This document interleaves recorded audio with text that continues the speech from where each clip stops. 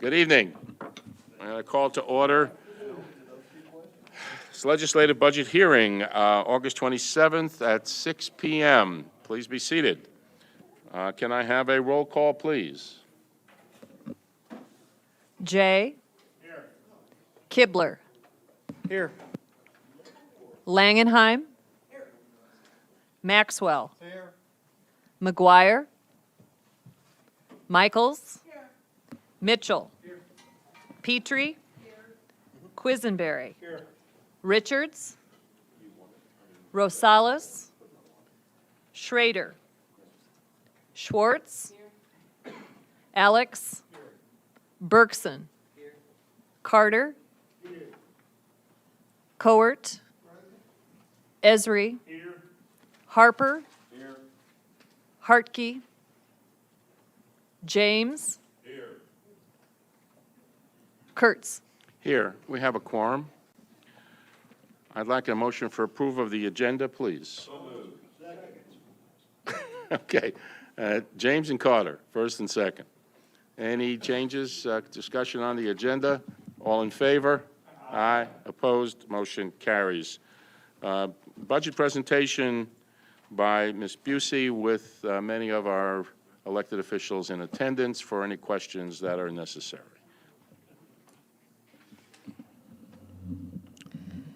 Okay, I would point out that you have 2 replacement pages at your desk tonight. One replaces page 2930, and the other one is the last page in your book. And there's also a blue page, which is provided just for your information, which is the current property taxes that have been included in the budgets that are being presented to you this week. So. You don't have any Should have been at copy? your desk. I think I got those. Do you have extras?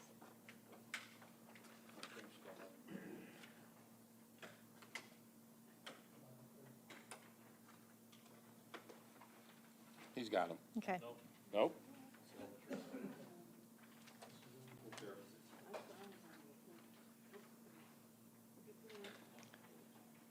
Beth has one there. Right behind you. Okay, the first budget we're going to review is the auditor's budget. As I'm sure many of you are aware, the auditor's budget is primarily personnel. 97% of the budget is in personnel. The auditor's office revenue comes from billing funds outside of the general corporate fund for accounting fees and services. You will see that since 2012, the accounting fees revenue has increased, and this directly correlates to the increased programming at the Regional Planning Commission, particularly the workforce investment program that is now managed by Regional Planning. So that revenue has gone from $104,000 in actual 2012 to being projected at $120,000 each year. The personnel budget does include the recent change that the county board approved of taking one part-time accountant to a full-time accountant position, so that is included in personnel. And then if you go to pages 4 and 5, you will see the areas where the auditor is requesting increases to his budget based on the county board's direction of line items that could be increased because there is documentation that either the cost of items or contracts require these increases. He's provided an explanation. In stationery and printing, he's asking for an increase primarily because of the need to have printed checks ordered next year. In books, periodicals, and manuals, an increase of $75 for publications that they need to purchase. In equipment less than $1,000, he is asking to replace an office chair. In audit and accounting services, the cost of the GFOA review of the CAFR has gone up. In professional services, to pay for shredding services because they have several years of documents that need to be destroyed. In dues and licenses, to reflect an increase for GFOA membership dues. And in conferences and training, to ensure that the auditor and chief deputy accomplish the required training that they should have each year. And that's basically the budget, the auditor is also presenting a request for consideration of future operational change, acknowledging that the county's accounting system is antiquated and outdated, has been identified by the outside auditor as something that is, should be given consideration to be replaced. So the auditor has indicated here a preliminary estimate of $750,000 to replace the county's accounting system. And that is presented as a request for new funding. Are there any questions for the auditor? Mr. Kibler and then Ms. Coward. My apologies for not sending you these before to you and to all of your colleagues behind you. Just a couple questions regarding your budget. I think first and foremost to Deb, just doing some math yesterday, I noticed that most of the budgets, including Mr. Farney's, that the elected official salary has gone up by roughly 10%, which is more than the standard 8.3% that we'd expect to see, 13 divided by 12. Did they get a pay increase this year, all of the elected officials? If some do, some don't, but if Okay. it's more than that, it's probably because of the salary increase. They're also paid, you know, their salary is paid basically monthly, so that has an impact. Correct, correct. It's a 13-month budget. It's a 13-month budget. I Yeah. just did some quick math and just noticed that it was higher. I just wanted to verify that there was a overall bump in pay for elected officials as well as full-time employees. I'm not sure they all are receiving a bump, but some of them may be receiving a bump on December 1st, 2014. Okay. And in terms of key performance indicators, one of the things I would like, and I hit everybody yesterday on this, so I apologize if it's repetitive tonight, but one of the things I'd like to see, if it's possible, to have more, any sort of timeline dates that items are due by, making sure that we're hitting those and putting them in the performance indicators for the office. So for you and in your office in general, just having more specific timeline dates, making sure we're hitting everything on time, that'd be good to at least notate here in the performance indicators. Sure, we can do that for future. And the final thing regards the documentation of future operational change. I know it's not a request, but it's more of an estimate of $750,000. Right. That's just the software itself, correct?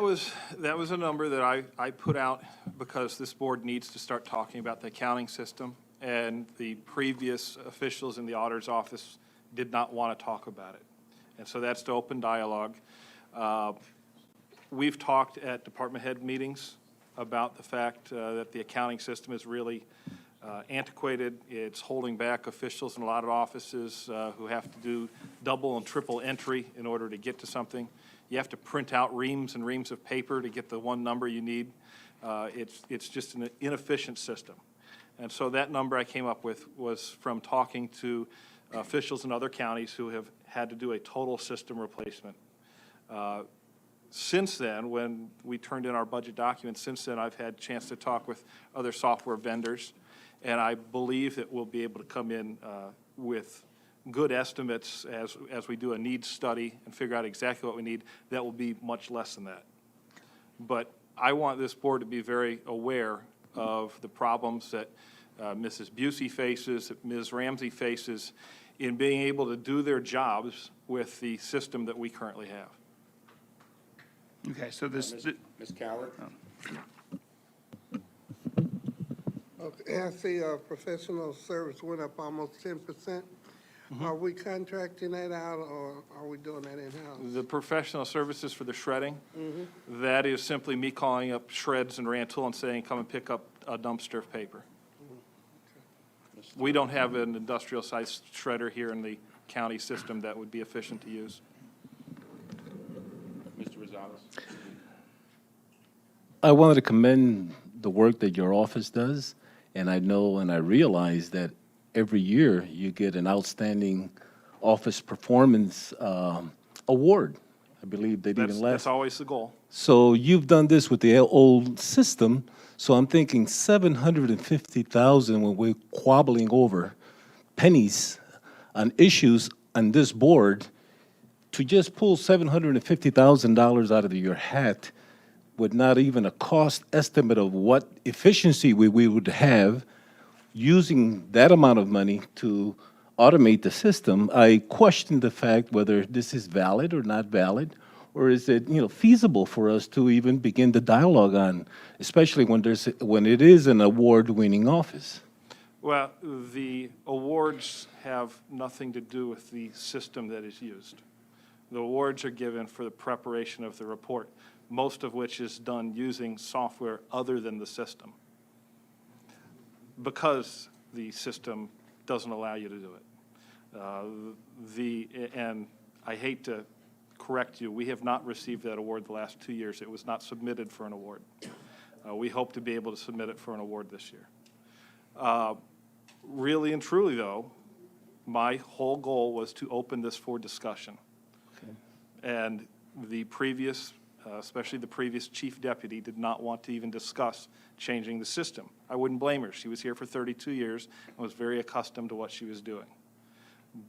But the need is there for us to discuss it, to do a needs study and find out what exactly it is that we need, to find out where we can find those efficiencies, and to move us into the 21st century instead of using our 30-some-year-old system that has performed well when we needed it to, but we're really seeing the limitations. And I can't say enough about what Mrs. Busey and Ms. Ramsey have to do in order to complete their jobs. I see it every day. Okay, thank you. Mr. Quisenberry. I just wanted to confirm, how many people have their hands deeply in the accounting system? Work on it, work with it? 100? Easily. Okay, so it has historically, the auditor's office been the owner of that system? Yes, By Even though- statute. by statute. Oh, okay. Just wanted to check on that. And the other vendors that you've looked at, can you share some of the other vendors that you're considering? I can get those to you. I don't have the names Okay, of their if you could just companies drop with me a note. Sorry. Sure, I'd be glad to share that information with you. We've had one vendor come on site to talk to us about a component to the system that was WTI Systems. They're out of the Springfield and St. Louis area. And they came and gave a presentation to several account clerks, department heads that would use the system for just one component of an entire system that we were considering. And I think most people were impressed with their presentation, but they were, again, just one of many possible vendors that are out there. We want to explore as many options as possible. Okay, is this one of the AS400 based applications that we have? Okay, so if we move into the 21st century, we're likely going to have to buy hardware associated with that as well. And I'm kind of in the same boat with regard to, I don't think this is something we can just throw out there and do. I'd like to see it tied into a larger IT strategy for the county, because there's a list of systems like this I think we could look at. So I if we couldn't could, agree with you more, Mr. if we could do that in an organized fashion, we might all end up on the same platform in the future. That would be great. Hopefully not an AS400. Just one reminder, please don't grab the microphone by the stem, grab it by the base, please. You weren't here yesterday, huh? Stem, this, don't lift it by the stem, lift it by the base, please. Yes, Ms. Schwartz, go right ahead. Well, there are other hands up, I'm sorry. Ms. Petrie and Mr. Carter, okay. So the 750 shows up as fiscal year 14, but we don't really mean it? It is not in any budget at this Right, point. so when it shows here as, Right. But- Everything on the line item justification is included in the budget, but anything on future operational change is not included at this time. and when we change the system, are we going to get more reasonable budgets? Would it also change the way that we see lines and lines of zeros? Because you Well, can't I get think rid- you'll find right. that we did take care of that this year. But Hopefully, would you're, it make a difference, or is it a part of the system? well, definitely the way you see these Right. Is that reports is part of tied the up? system. Okay. Yeah, yes. I would vote for that. Yeah. And the last question is, because I've asked before, on the 13-month revenue, since some of it is like RPC, why do we have the same revenues as 2013 when we do 2014? Aren't they Would you like me to Based talk on- about that? transactions? I went through, in past years, a real analysis of the revenue had not been done. I went through and figured up and did an actual analysis to come up with a realistic number, and the 13-month number was the $120,000 amount. In the past, that number was not something that they had gone through and figured out and taken the number of transactions we expected to be completed and things. It was a number that, quite honestly, I'm not sure where the previous folks that did the budget brought that number from. So the projected 2013 is not accurate? Is I that what don't you're believe telling so. me? No. Okay, thank you. Mr. Carter? Put a little humor in there tonight. Elected officials salary, 2014, 92,960. That mean we gonna get a raise? What page is that on, Mr. Carter? I just had it. Not in 4 years. All right, I'll take that under advisement, Mr. Carter. It ain't gonna Ms. happen while you're Petrie. sitting. Ms. Petrie? Yes, I'm going to start out with some macro comments that apply to all the different budgets we have in the book. The first one is, I tried to figure out the FTE history on each of these. Some of them work out and some do not. So to me, this FTE history is a waste of space. It doesn't tell us anything. Second, there's no explanation on expense per capita and how it's calculated. If we're going to have this in this book, we need an explanation of how this is calculated, because again, that doesn't tell me anything about this budget. The indicators that are listed here are what I describe as the University of Illinois extension data. It's how many people are sitting in a chair for a program. And it doesn't tell me anything about problem solving within these different departments. It doesn't tell me things that are new, that you are very clever in your being an administrator and how you've changed things. Nothing. It's just, I've done this, many pages of this, and this many counts of that, and this. And so I really encourage, when we look at this budget next year, that we have more storytelling so we can appreciate what you have accomplished during your year from this budget to the one that we will look at in a year. And I didn't have any specific comments on the auditor's budget per se, but I do on others coming up. Thank you very much. May I ask for some clarification on your comments? First of all, on the FTE history, what is it that you don't understand? Well, I looked at the organizational charts. I looked at the numbers on those organizational charts. I added them up, and on many of these, what I see as the FTEs does not match what I see in the organizational chart. The numbers do not work. And there's no explanation on how I'm going to calculate the expense per capita. The expense per capita takes into consideration the amount of money which is funded by tax dollars and fees for each of these departments divided by the population served, and in most cases, it is the population of the county. Okay, then I think for the public and me, probably not the rest of my colleagues here, it would be nice to have somewhere that explanation, so when people look at this, they can understand what we're looking at. And I think in most cases, the organizational chart and the FTE count will match up. Sometimes it may not, in terms of if there are several part-time employees, 3 part-time employees is 1.5 FTEs, but. I know, but that's what it says on the chart, and that's what I was adding up. Okay. And so it wasn't working. Ms. Burks, microphone, please. On this new accounting system, will it require then new hardware for your department? Possibly. Will it require new hardware for other departments that use your system? Possibly. Mostly in IT, I would imagine. And Servers and things would to actually run it. would we save money on labor in the office, or would it increase the labor costs? I don't think it would change the labor costs. It would allow us to do things more efficiently. But again, that's something But that that we won't need be to, reflected in the labor costs. that would be something we'll need to study. Okay, thank you. I think if all that is true, that 750 is a low number. That's sort of conservative. We're talking about hardware for all other departments as well. Would you agree? Well, I don't think for all other departments. Well, for the other departments, we're talking a little bit higher than 750, I'm thinking. Again, I'm not a, I know it's an I'm not a open number to software discuss, expert, I so, but understand that's, that. But if we're this gonna is do what it, I we want. should I do want it. us to be able to talk about it, because we need to. We need to bring in the people that know what they're doing on that, and the sales professionals. Yeah. Mr. Langenham?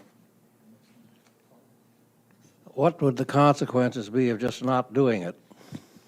The consequences, our outside auditor, the point of failure that they bring up most often is that the AS400 is really controlled by one employee. And if that employee were to choose to leave the county's employment, or would, something happens that they're gone, we have trouble, whether it be running reports, maintaining the system. So that is a big problem. The other problem that has been pointed out to me by by computer professionals is that the AS400 system is not something they're teaching many new programmers. So our pool of people to do that job is dwindling. I believe that's those are the main concerns. If we do nothing, eventually we'll have no one that can really dive into it and work it. And if I could just add, I do believe there would be efficiencies for employees if we had a new updated financial system. Right now, if you want to see a chart, we have to enter information into spreadsheets that we maintain, enter the numbers into every month so that we can keep track of trends. Any kind of analyses that are done separate from the system.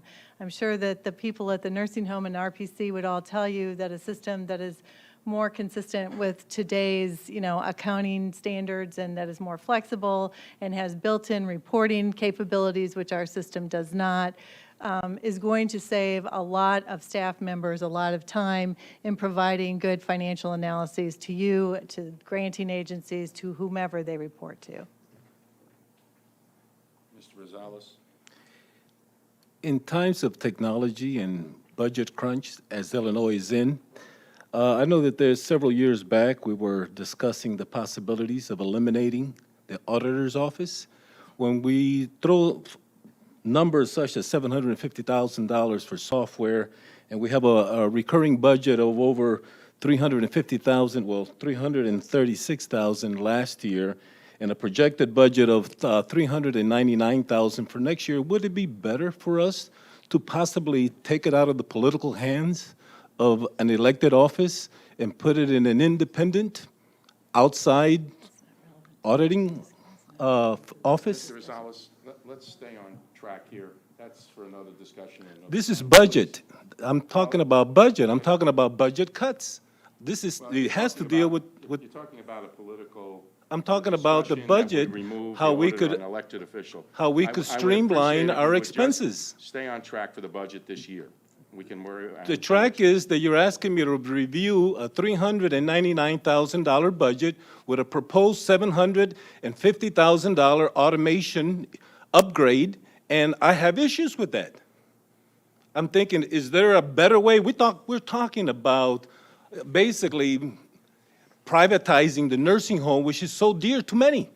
And here we have an auditor's office that is really adjacent to, not part of, that has political ramifications, that also takes a lot of our budget out. So I'm thinking of how could we streamline it, how could we fine tune it, and perhaps, with some assistance from the outside, we don't have to buy this software. Ms. Coward? Okay, getting back on the software. I see that he got his estimate from DuPage County, but are we gonna, go out for bids on this here, because, we shouldn't be taking whatever Again, DuPage County. this is not something that is in my budget for 2014. This is something that we need to be looking at. We need to do an actual needs analysis where professionals come in and look at the way we use what we currently have and what are the possibilities in the future, and come up with the right system for us. This is not something that we go and get off of a shelf somewhere. This is going to be something that is customized for Champaign County and for all of the entities in Champaign County to use. And so the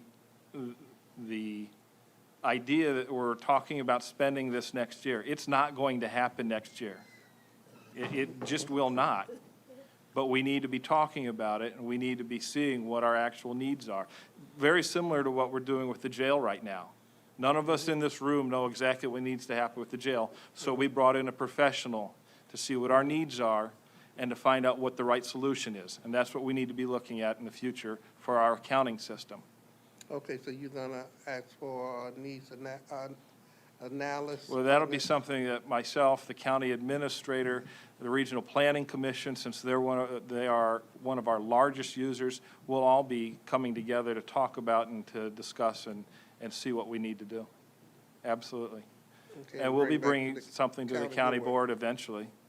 But this is not something that's going to happen overnight, I can assure you of that. Mr. James.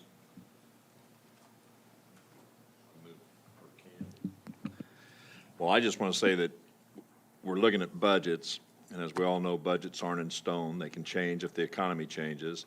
I, for one, am glad that some of the department heads bring forth projected things that are going to be needing done, because many, many times I sit in this room and I hear, well, this is the first we heard about this, or this is that.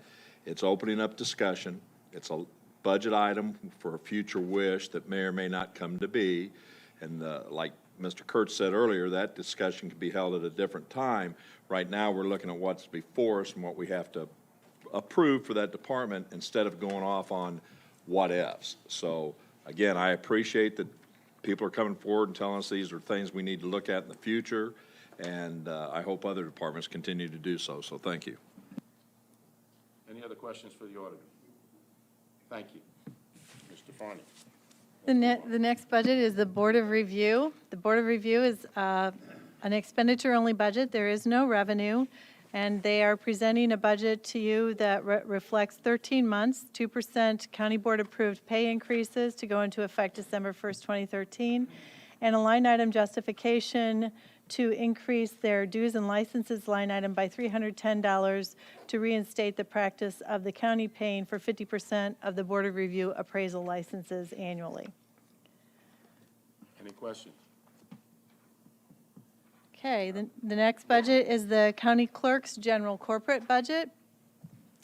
In this budget, the county clerk will have 2 countywide elections for federal, state, and local offices, with accompanying expenses for election administration, voter education, and mandate compliance. Revenues are projected to remain fairly stable. There is a reduction in state reimbursement in fiscal 2014, and an increase anticipated in county clerk fees, but not quite as high as had been projected for fiscal year 2013. In all of the other line items, expenditures are presented in compliance with the direction that was given by the county board. So there are no real line item increases, and it just reflects 13 months of expenditure. The next county. Chris? And if I could just confirm, Deb, my understanding is these numbers do not assume any fee increases. Is that correct? No, these numbers do not include fee increases that were presented to the board last month. Mr. Hartke? I had a question on here, and I see that in 2012, the numbers are down, and then 2013. On voter registration supplies and voter registration expenditures, can you tell me why in 2013 they're 3 to 10 times as much as they're projected to be in 2014, a year when we have an election? Because the clerk purchases in advance of Everything in election year advance, the year for those ahead. types Okay. of supplies to try and maintain a more even budget for the general corporate fund. Okay, very good. Gordy, did you want to add to that? We have several expenditures that fluctuate from even-numbered year to odd-numbered years, depending on whether we have one countywide election or 2 that we can't shift across years. Election judges, for example, is an expense that's always going to be greater in an even-numbered year than an odd-numbered, excuse me, in an odd-numbered year. But election-related supplies such as ballot paper and voter registration forms and those sorts of things, we started last year shifting those expenses to the odd-numbered years so that we could present a more stable year-to-year budget to you instead of having a $250,000 swing. Ms. Petrie? I'd like to have a better understanding why the amount for regular full-time employees projected for 2014, even though it's 13 months, is a 109,000 increase. Part of it's the 13-month, part of it is that we are seeking to shift our technology specialist fully to our general corporate fund and away from our automation fund. So we're not altering our headcount, we're not adding employees, we are altering the way that we pay for them, and doing so without asking for a total increase in the expenditures for the office. Thank you. Ms. Bergson? You want to ask the same question. All right. Are there any other questions for Mr. Hooton? Okay, thank you. No, he's not done. Oh, you're not You done just yet. stay there. Stay where you are, sir. Nice try. The County Clerk Surcharge Fund, Fund 611, on page 16, is basically a pass-through fund where the county clerk collects it and then redistributes it back to the state. The County Clerk's Election Assistance Accessibility Grant Fund, Fund 628, is funded through State Board of Elections voter registration grant, routinely at $20,000. And in addition, in fiscal 2014, the clerk expects to have access to $21,080 in Federal Help America Vote Act funding. That revenue is reflected in the 2014 budget, and similarly, basically balanced expenditure against that revenue for election funded priorities. And I'm sure if you have questions about that, Gordy can answer them. Ms. Michaels? I see that there's just a halftime person there and then it goes to zero. Is that something that's also going to be moved in to the regular office? Is that why it shows zero on the 14? In our automation fund, I think, which is our 670 fund, which I don't think Mrs. Busey has gotten to yet, yes, we are. We're on page 17. We're on page 17. But yes, to answer your question, that's the shift of the employee who's split between the automation fund and the general corp fund to the general corp fund fully. Okay, thanks. Ms. Petrie? An explanation for professional services, what are they, and why is it twice as much? We budget every year for our grant fund to seek enough expenditure authority to match anticipated revenues, and we dump it into a professional services line. But as you know, with grants, the expenditures are often restricted by the grant. So if we get a grant for our voter registration, if we get our voter registration state grant next year, what we have done with that as part of the agreement, as part of the extremely generous thing that you did by creating an IT position, a programmer analyst position in the IT department that's largely dedicated to our office, what we do with that voter registration state grant every year is when the funds come in, IT invoices us for an appropriate number of her hours, we pay that invoice out of the professional services line, so that's an example there. So we look for grants like that, but if our voter registration, if our HAVA grant, for example, if we use that on equipment, we would just do an interior, an interdepartment fund transfer to a different line and use the expenditure authority in a different line for equipment. So it's just a place to dump the appropriations authority so that when the grants come in, we can spend the money on the appropriate items. Okay, the next one is the County Clerk Automation Fund on page 19, Fund 670. I would point out that, as Ms. Michaels just noted, there was a portion of an employee salary being paid from this fund, and that has now been moved back to the general corporate fund. Revenue remains fairly stable, as this is basically a fee. There is a report of an expenditure of $38,000 in fiscal 2013 in furnishings and office equipment, which will probably not be spent, which will result in a higher fund balance than what is reported on this document. Probably basically no change in fund balance or maybe a slight increase in fiscal 2014. Is that it? That it? Okay, thank you. Right. The next budget is the Recorder's budget, which begins on page 21. This is the Recorder's General Corporate Fund budget. As indicated in some of the graphs that the Recorder has provided for you, there was a rebound in document fees in 2012. The recorder anticipates continuing strong performance in the housing market next year, which results in her projection for the revenue stamps increase for a 13-month budget from $1.35 million in 2013 to $1.625 million in 2014. This budget also does not include any of the fee increases that were presented to you earlier by Bellwether. Overall, the rest of the recorder's expenditures are consistent with the requirements provided by the county board. There are 13 months of personnel expenditures, and her other largest expense is purchase document stamps, which correlates directly to the revenue stamps revenue. That's what the county pays for those revenue stamps. The difference is the true revenue increase to the county. Any questions? Ms. Petrie? I noticed on the four graphs you provided for us, the data stops at 1/20/12. Is there a reason for that? Well, the recorded fees, average interest rates, revenue stamps, and total revenue. No, it just, that seemed like a good place to stop. Okay. It seemed like I had given enough. You'll need to turn on your microphone, please, Barbara. Sorry. It seemed like I'd given a good portion of past history, so. Thank you. Any other questions on this item? Mr. Maxwell? It appears this office is a net contributor to the corporate fund, is that correct? That is correct. And you've held a full-time equivalent personnel for some time. Yes. I did notice in your automation fund that you show a $15,000 increase for a temp. We're not on the automation fund yet. Okay, I'm sorry. So I'll get back to that when we get there. I don't see anything out of line with respect to the salary adjustments and the extension of 13-month budget. Looks to me like you're doing a good job. Thank you. Thank you. Any other questions on this issue?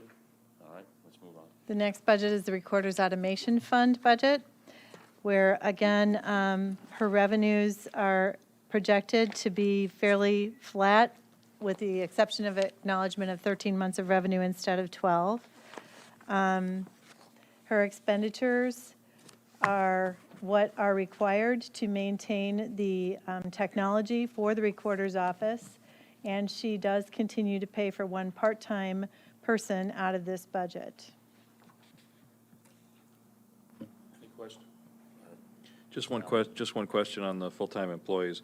I see 5.5 full-time employees in the org chart, not including the record, not including yourself. So you are considered, since you're an elected official, you're not among the FTEs? Actually, she is. Because I saw five in the recorder's budget and half in the automation budget, which would be 5.5. 5.5, right? But I see 6.5 in the org chart. Okay. Recorder, chief deputy, senior clerk, and 3.5 FTEs. But actually, one of those FTEs in the org chart, I believe, continues to be vacant, doesn't it? That's correct. Okay, thank you. Any other questions on automation fee? All right, let's go with Ms. Ferguson and Ms. Petrie. Microphone, please. Thank you. Why are these numbers up so far? The equipment less than 5,000 is up 150%. The furnishings and office equipment is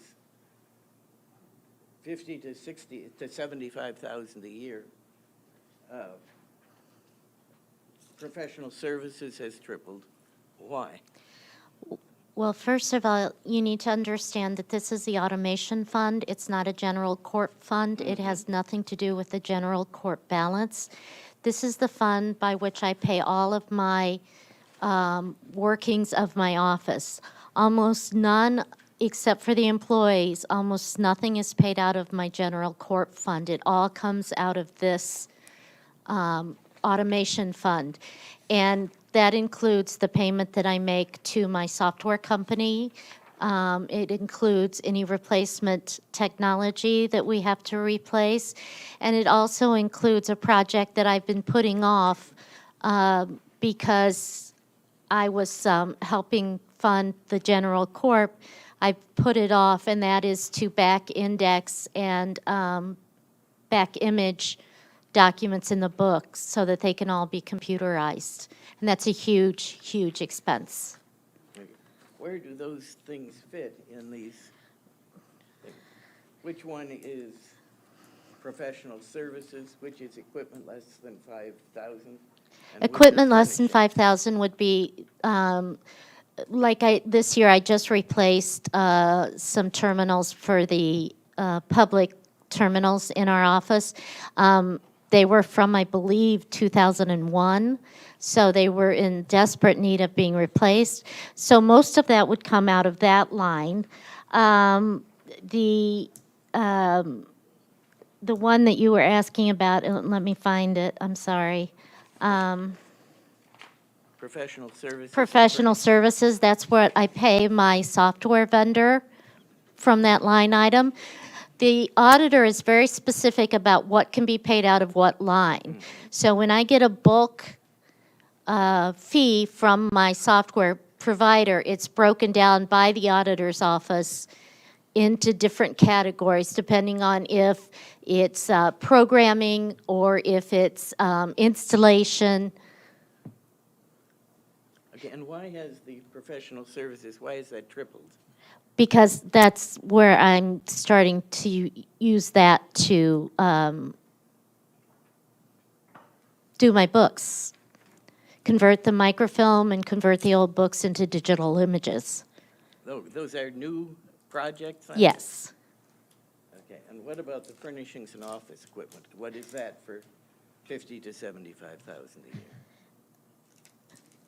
That also has to do with software that we use in the office, and it also has to do with replacement of anything that is needed within the office.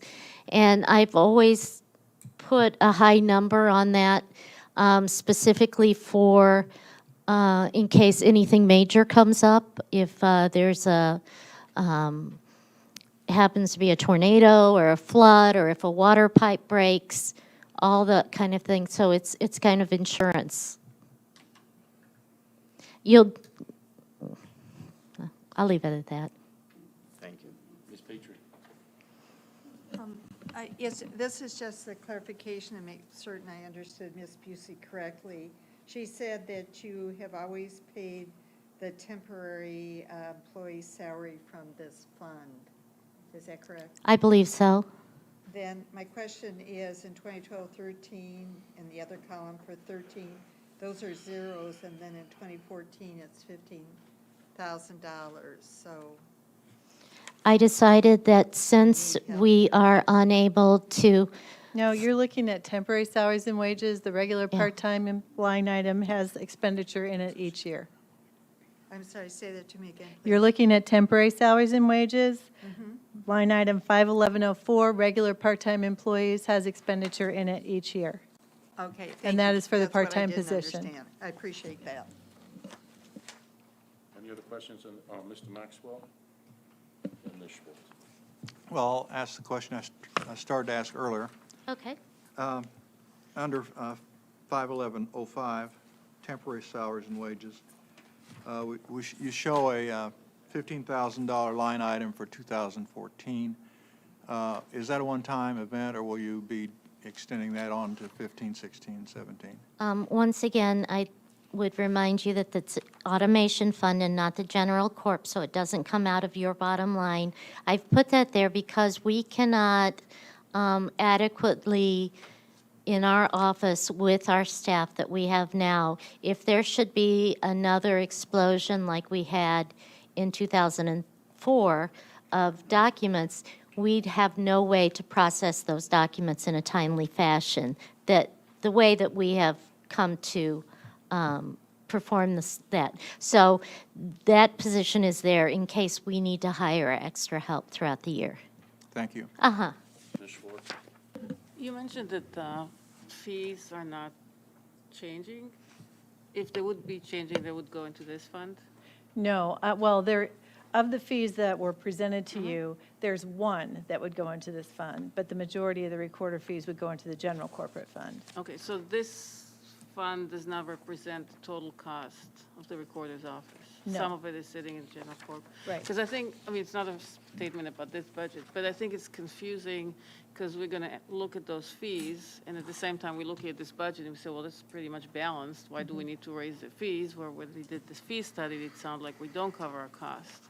And it's really hard, the general corp is such a huge budget, and it's really hard to figure out, you know, what's the total for the county clerk, what's the total, the real total, not just, is there any way to kind of Well, carve- when you are presented with a recommendation for fee increases at the September meeting, it is unlikely that there's going to be a recommendation to increase the fee for the Recorder Automation Fund at this time because it doesn't appear that it needs it. Right. But there will be a recommendation to increase the fee for the recorder fee, which supports the general fund, the general corporate fund.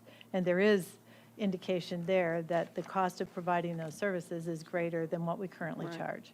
So under general corp, is there a fund that we can see a fund balance that's too low? I'm trying to figure out. You'll like, if I see wanted all, to yeah, the you'll full- see the big picture of the general corporate Right. fund when you're presented with those fee increases in September. But you can also see per office, like what's the recorder's portion of the general corp? Yeah, yes. Okay, thanks. I just want to get a good understanding of how the office works.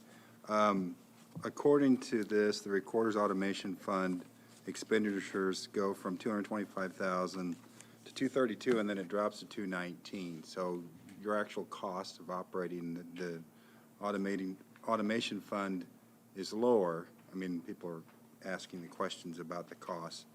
And you operate most of your office costs out of, the recorder's office costs out of this fund.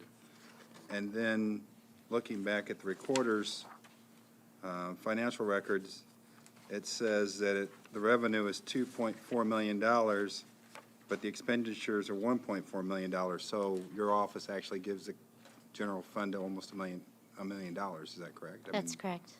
Yeah, Hopefully more next year. right. Thank you. Any other questions on this? We're done. Okay. Thank you. Thank you, Barb. Next budget is the Supervisor of Assessments, General Corporate Fund Budget on page 30. The only revenue for the Supervisor of Assessments is from salary reimbursement from the state, and you will see that that remains fairly consistent in 2013 and 2014. Expenditures are adjusted for 13 months, and all expenditures are in compliance with direction given by the county board for the operation of this office. Stan? I just want to know, Stan, is that a company truck you're driving out there? That's his grandkids' artistry.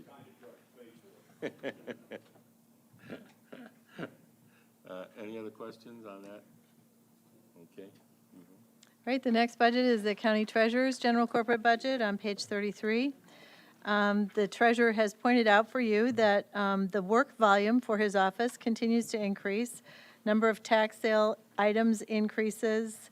The office workload in terms of number of tax bills, collections, cash receipts, drainage district dollars, mobile homes, et cetera, all seems to increase with each year. But he is able to maintain and manage the operation of his office within the current staffing and within the budgetary guidelines established by the county board. There is a slight increase in delinquent taxes noted in his revenue, which is attributable to the 13-month budget. The other revenues remain fairly stable because they are tied to the tax cycle and don't come in every month. They're sort of once-a-year types of revenues. Expenditures, 2% salary increases, and then 13 months for personnel. And the non-personnel expenditures remain fairly flat, actually, not even really asking for an increase for the 13th month. Are there any questions? Diane? Just a quick one, and just kind of to refresh my mind. On the interest on delinquent taxes, is that interest that we have accrued, or is that actual received interest That's what on we're- delinquent taxes? That's what we receive from people paying late. Okay, thanks. It's been as high as 735,000 in a single year.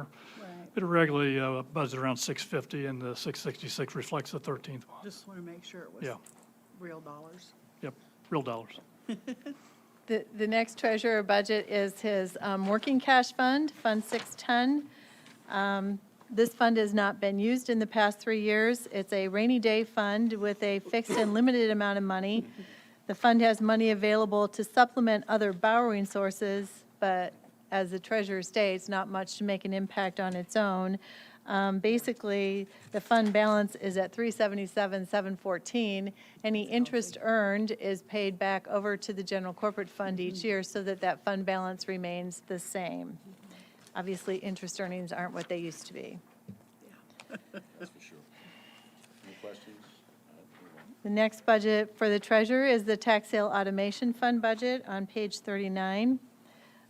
He shows that projected revenue is up slightly and expenses are almost flat for fiscal 2014. He purchases all office technology as well as real estate, tax billing, and lockbox collection expenses are paid from this fund. He has split the real estate tax billing expenses into product and process. Process is paid out of this fund, and product is paid out of his general corporate fund. There are recent state laws, and I'm sure the treasurer can elaborate on this, that will allow emailing tax bills, and he is in the process of doing research and development on determining how that might work, and he's paying for that out of this automation fund. So it has, as he indicated, a slight increase in revenue, and expenditures are basically flat. Quick question on the automation side. Is this something that theoretically could happen for the next year? Or is this something that's still way on down the line, the ability to email out? Yeah, hopefully next year.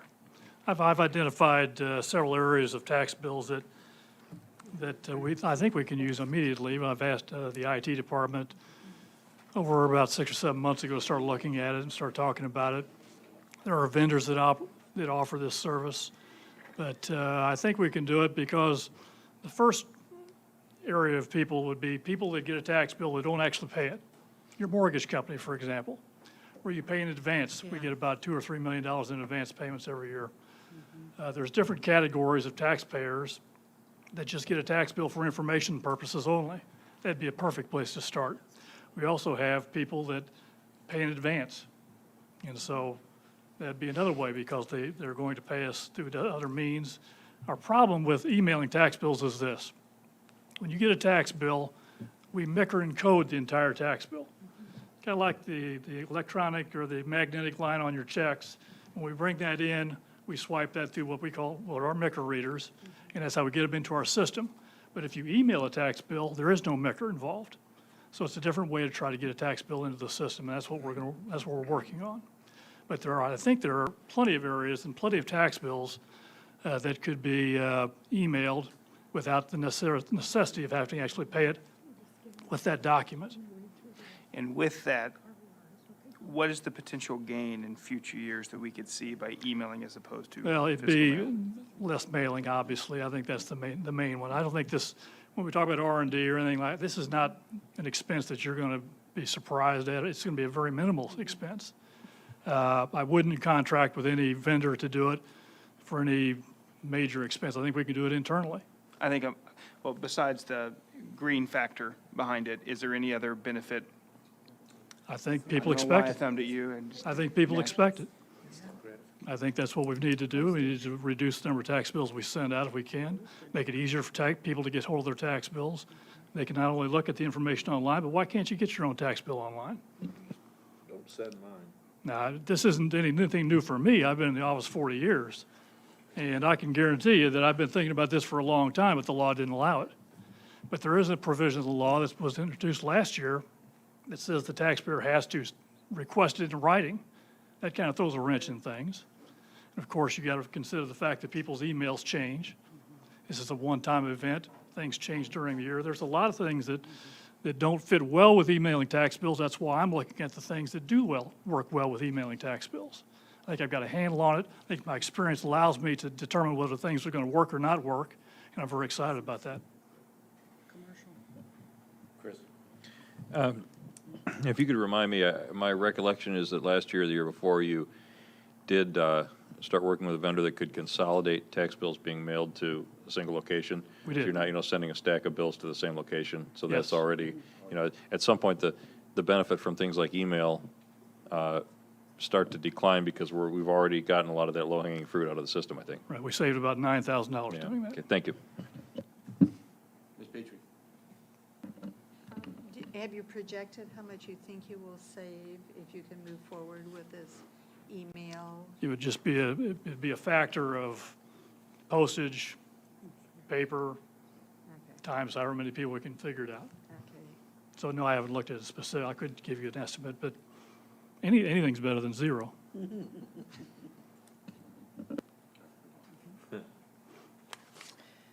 Okay, the next treasurer budget is the property tax interest fee fund, number 627, which is on page 41. And this fund is established by statute to allow for interest to be paid pursuant to a court-ordered refund of a tax sale item sold in error. The law also allows for any accumulated funds over $100,000 to be paid to the general corporate fund annually. This is a good revenue generator for the general corporate fund, as you can see. It produced $78,000 in revenue in fiscal 2012 and is projected to produce $72,000 in both 2013 and 2014.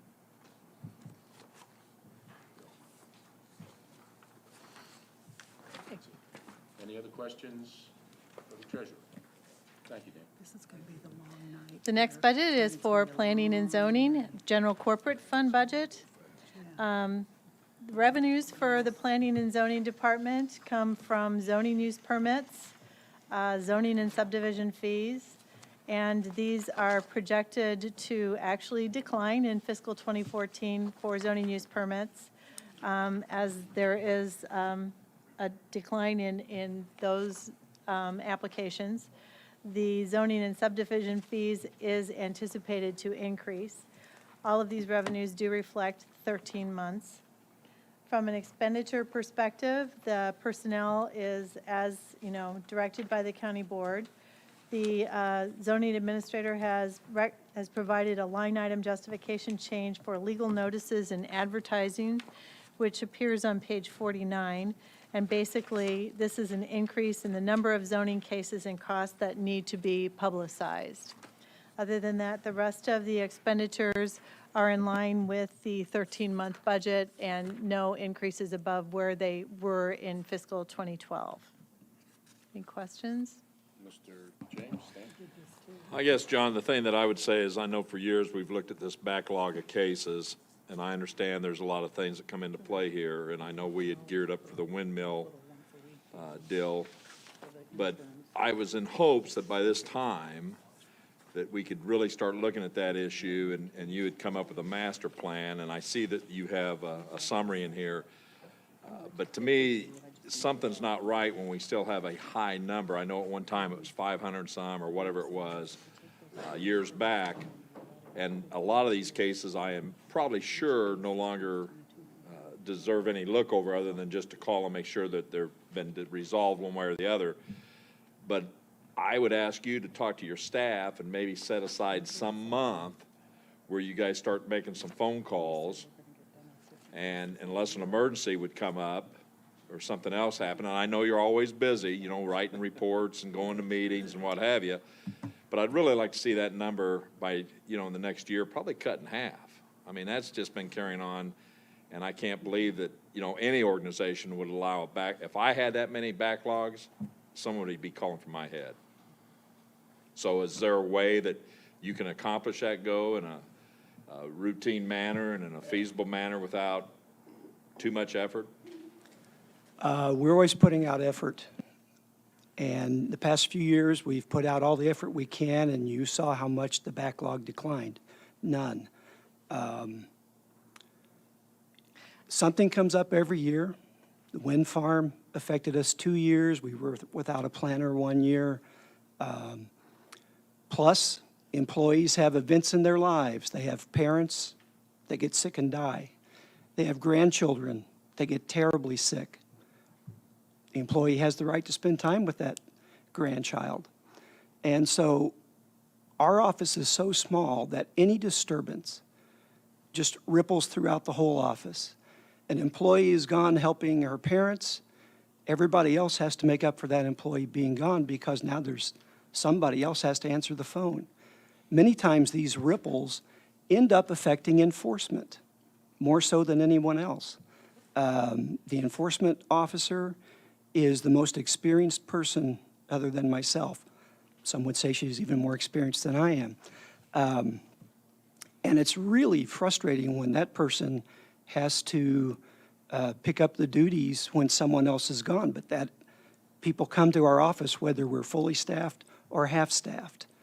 I report every month on what our staffing ratio is, just so you know that obviously there's never a month when we have 5 people in the office. There's many months when we have less than 4 on average every day. And I cannot stress enough how much that hurts things like, can you take off a month and focus on enforcement? No, we can't. We focus on it all that we can. Unless you want me to tell your citizens, sorry, we're not doing anything this month except enforcement, then we could do that. But we still have, you know, without that kind of command, we have permits we have to take in, we have inquiries we have to answer, we have the zoning cases at the ZBA that have to go on. And If you know, I could just interject here, I believe Mr. Hall has provided you with a proposal for addressing that. It's on page 50.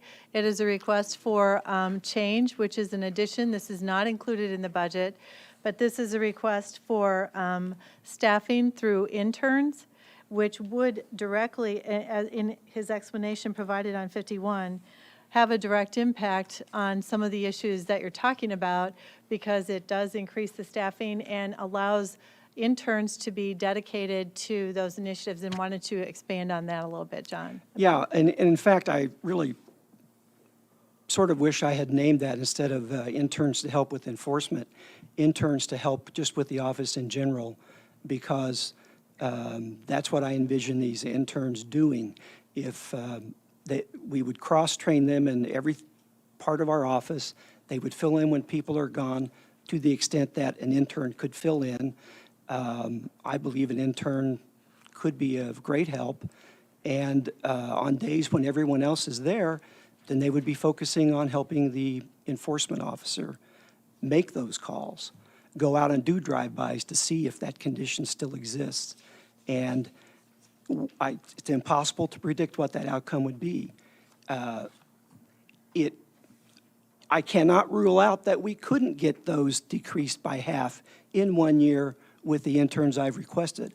I just don't want you to expect that, because I wouldn't think we would make that much progress, but it's entirely possible. Of course, if we make that kind of progress, then I would expect that you would watch closely and make sure that that request for that extra help would be changed then shortly thereafter. Well, again, this has been ongoing for years, and I was in hopes that when Mr. Nudo was here, I know he hammered quite hard, heavy on it. Thank you.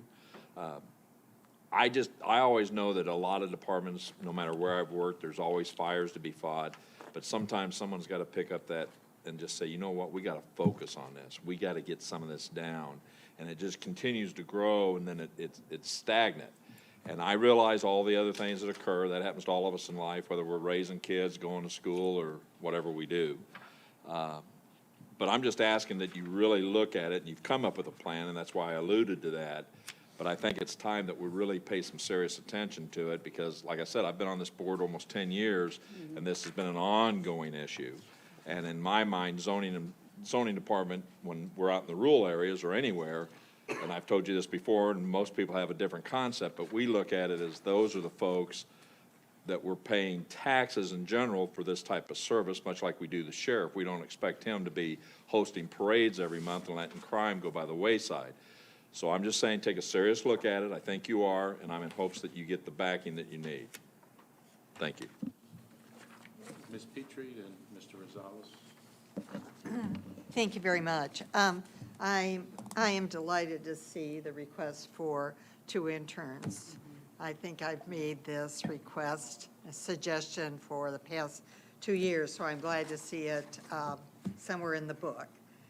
Second, something else that I have been pushing for a long time, and that is the contract with RPC, if that individual was in that office, the need for flexibility would be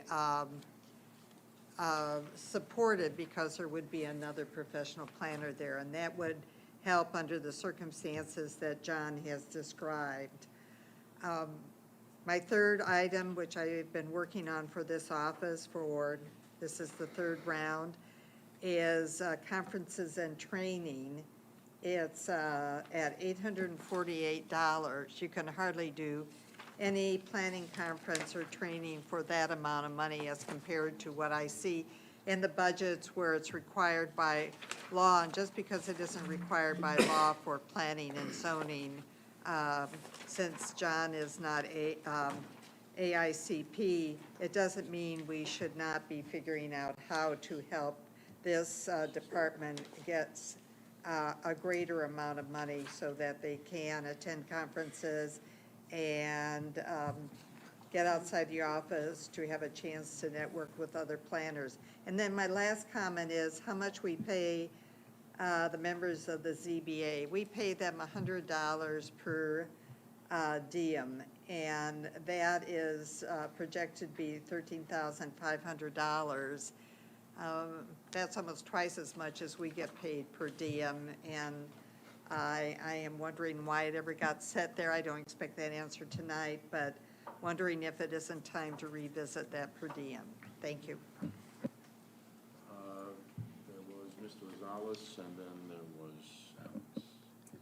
Yeah, a point of order and a point of clarity, at least for me, and I could empathize with Lloyd Carter's frustration, because I was stopped when I asked the auditor some very valid questions, and all of a sudden we let Stan James interject comments that he could possibly just contact Jim Hall and say, Jim, why aren't we doing this? That department apparently is underfunded. He has to go to RPC to get his work done. He has to hire interns to get that work done.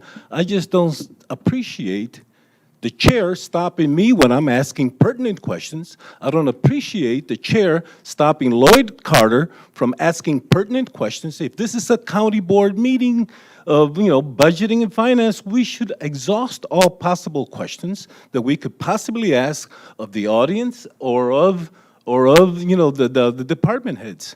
So please, Mr. Chair, for future, allow Mr. Carter, as myself, a time to release and ask questions that our constituents ask. John, I'd like to commend you for a job well done. I know you're understaffed, and every time that you come to this board, you're constantly under the gun, and I empathize with you. Thank you. Mr. Alex. Thank you.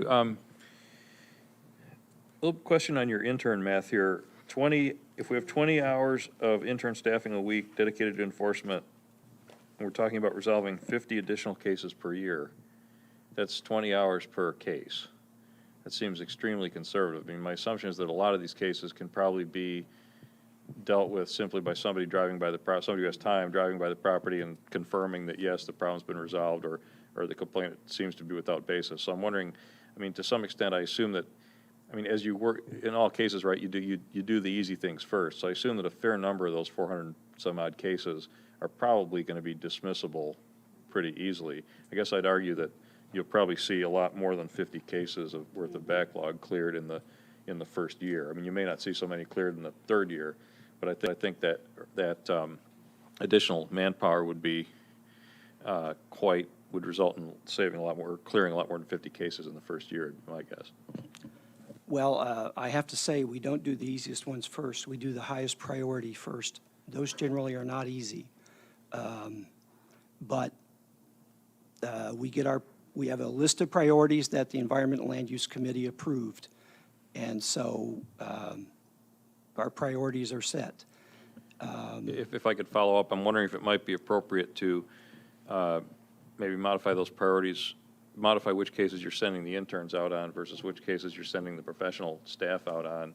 I mean, I certainly agree that the department needs to be dealing with the highest priority first, but if our concern, if Mr. James' concern, for example, is, getting this number down, then it might be able to, if we can use the intern to do some of the easy stuff to free up your very small professional staff to focus on the higher priority ones. I guess I wouldn't mind if the intern was out there doing something that wasn't viewed as the highest priority, because they're inexpensive and they're sort of learning as they go. Well, obviously, if we can arrive at the protocols to follow, but these interns are college students. Hopefully, they'll even have some experience. They are exactly the people that would be expected to apply for this position when it becomes open. So I actually think we can send them out simply to verify if a condition exists or not. And then if it exists, you're right, then that is the job for the professional person to go out, because that person might end up going to court. But at least I think the interns could scout and see Yeah. what conditions still exist. I agree. I think it's a great idea. Thank you. Jeff, did you have your hand up? Okay. My question's more on the retirement of the zoning officer position and the adding of an additional officer for 13 months. I know in prior, while I can appreciate everything that's being said, I know in prior discussions, we've tried to limit it to 1 month, and the recorder came in and asked for 6 months, and it caused a great heyday. Especially with that would cause a 20% increase in your overall expenditure for the given year. 2 quick questions on it.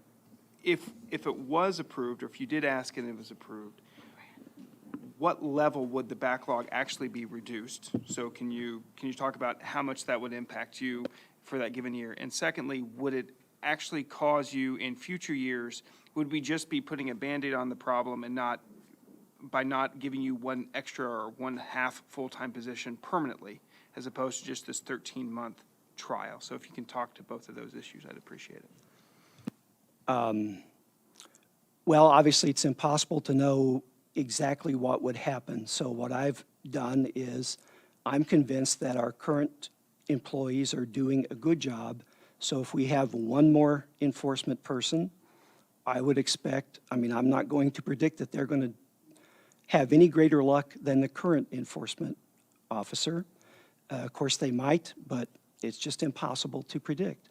So I would predict the same number of cases could be done, doubled if you add a full-time person for a year. In the future,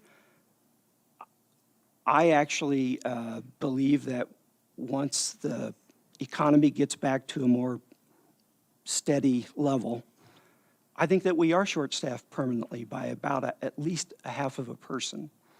Now, we also have new needs coming up in the area of the non-point pollutant discharge elimination system, where I'll probably be coming back next year asking for, telling you that we need new staff for that program.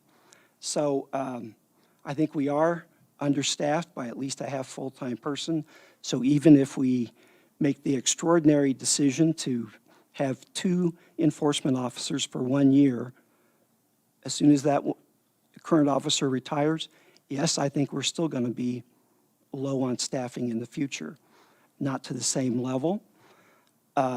I believe it is clear that once we get this backlog taken care of, 1 full-time person a year can keep, if it's a good year, we can solve more cases than come in. Sometimes we can't just because of the nature of the cases. Some cases are more difficult to resolve, but having 1 person on that is just about the right amount of time. What we need, though, is this 1/2 person otherwise to make up for days when other people are out of the office. So I hope I've answered your question. You have. What I would like to see, I know that this is not a formal request at this point. Do you plan on bringing this in front of the board? Actually, when do you plan on bringing this in front of the board? Or All of these program change requests will be brought to finance in September. Anything that is being presented to you tonight that is not included in the budget will be presented to finance in September for consideration. Okay. I guess what I'll do is I'll take this offline and ask you any other related questions, so thank you. John, just one more question on the retiring zoning administrator. Do we have one of the issues that came to light during the recorder's request was that when you have a longtime employee retiring, there are vacation days and benefit buyouts and so forth to the extent that that person may in fact stop working several months prior to their actual end date. Do you or does the county administrator have a feel for what the bare minimum of overlap we would need to replace that person just to account for the, just to have somebody sitting in the seat? I mean, there's got to be at least a couple of months worth of benefit days there, right? Does anybody know? Does she have a large benefit balance, or has she used? I wouldn't call it large, but I believe probably that would be more than a month. And that's an excellent point. I'd be happy to look into that to see, because that's a really good question. And to be honest, I haven't even talked to the employee enough to know if that's what would happen. It's just something we need to consider. I mean, if we can't do a year, we need to at least do enough that there's a significant enough overlap period for cross-training, taking into account the fact that the retiring person may not be there for the last several months of her employment.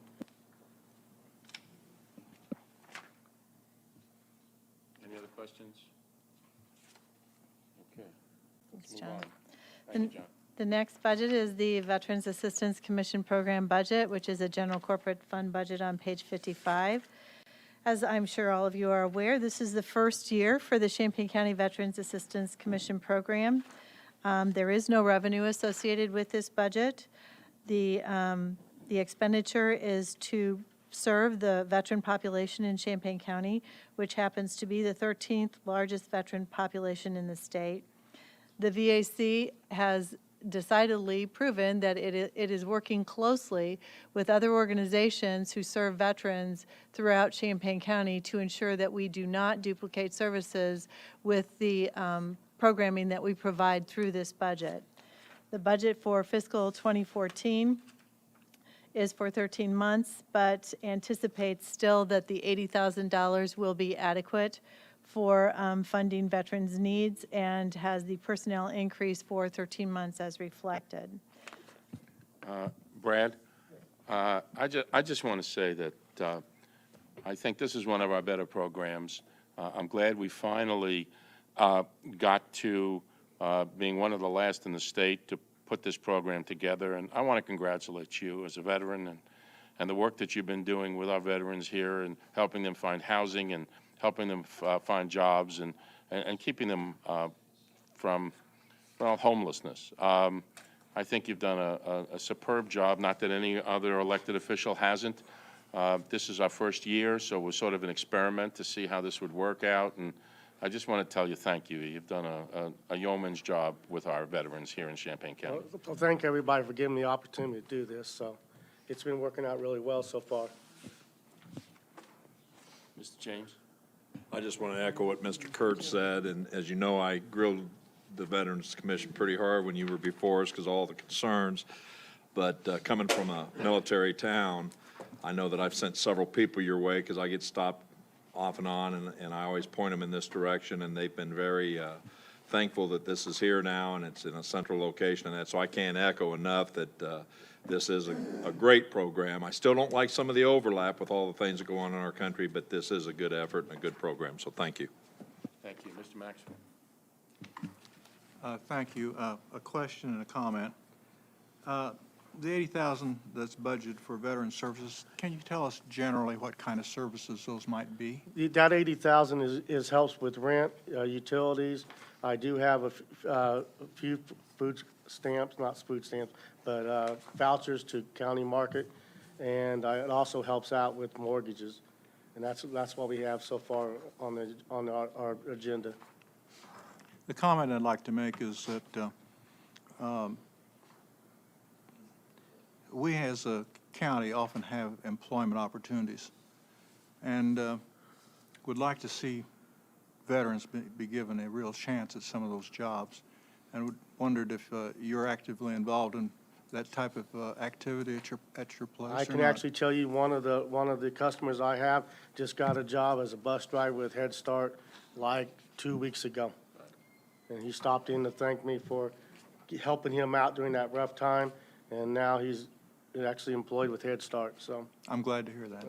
Thank you. And Mr. Gold does receive all job postings for all Champaign County jobs, so he's able to monitor those and know if he has someone that he can hook up. Thank you, sir. Mr. Carter? I'd like to appreciate your effort too, and Ralph and I think the only two veterans on this board, aren't we? Huh? Hello. 1962, 65, Mr. Kurtz, thank you. Is it? Okay. U.S. Army, 69th Infantry, Mr. Carter. I would have been, but I got married. Oh, I'm sorry, but That's anyway. okay. That's okay.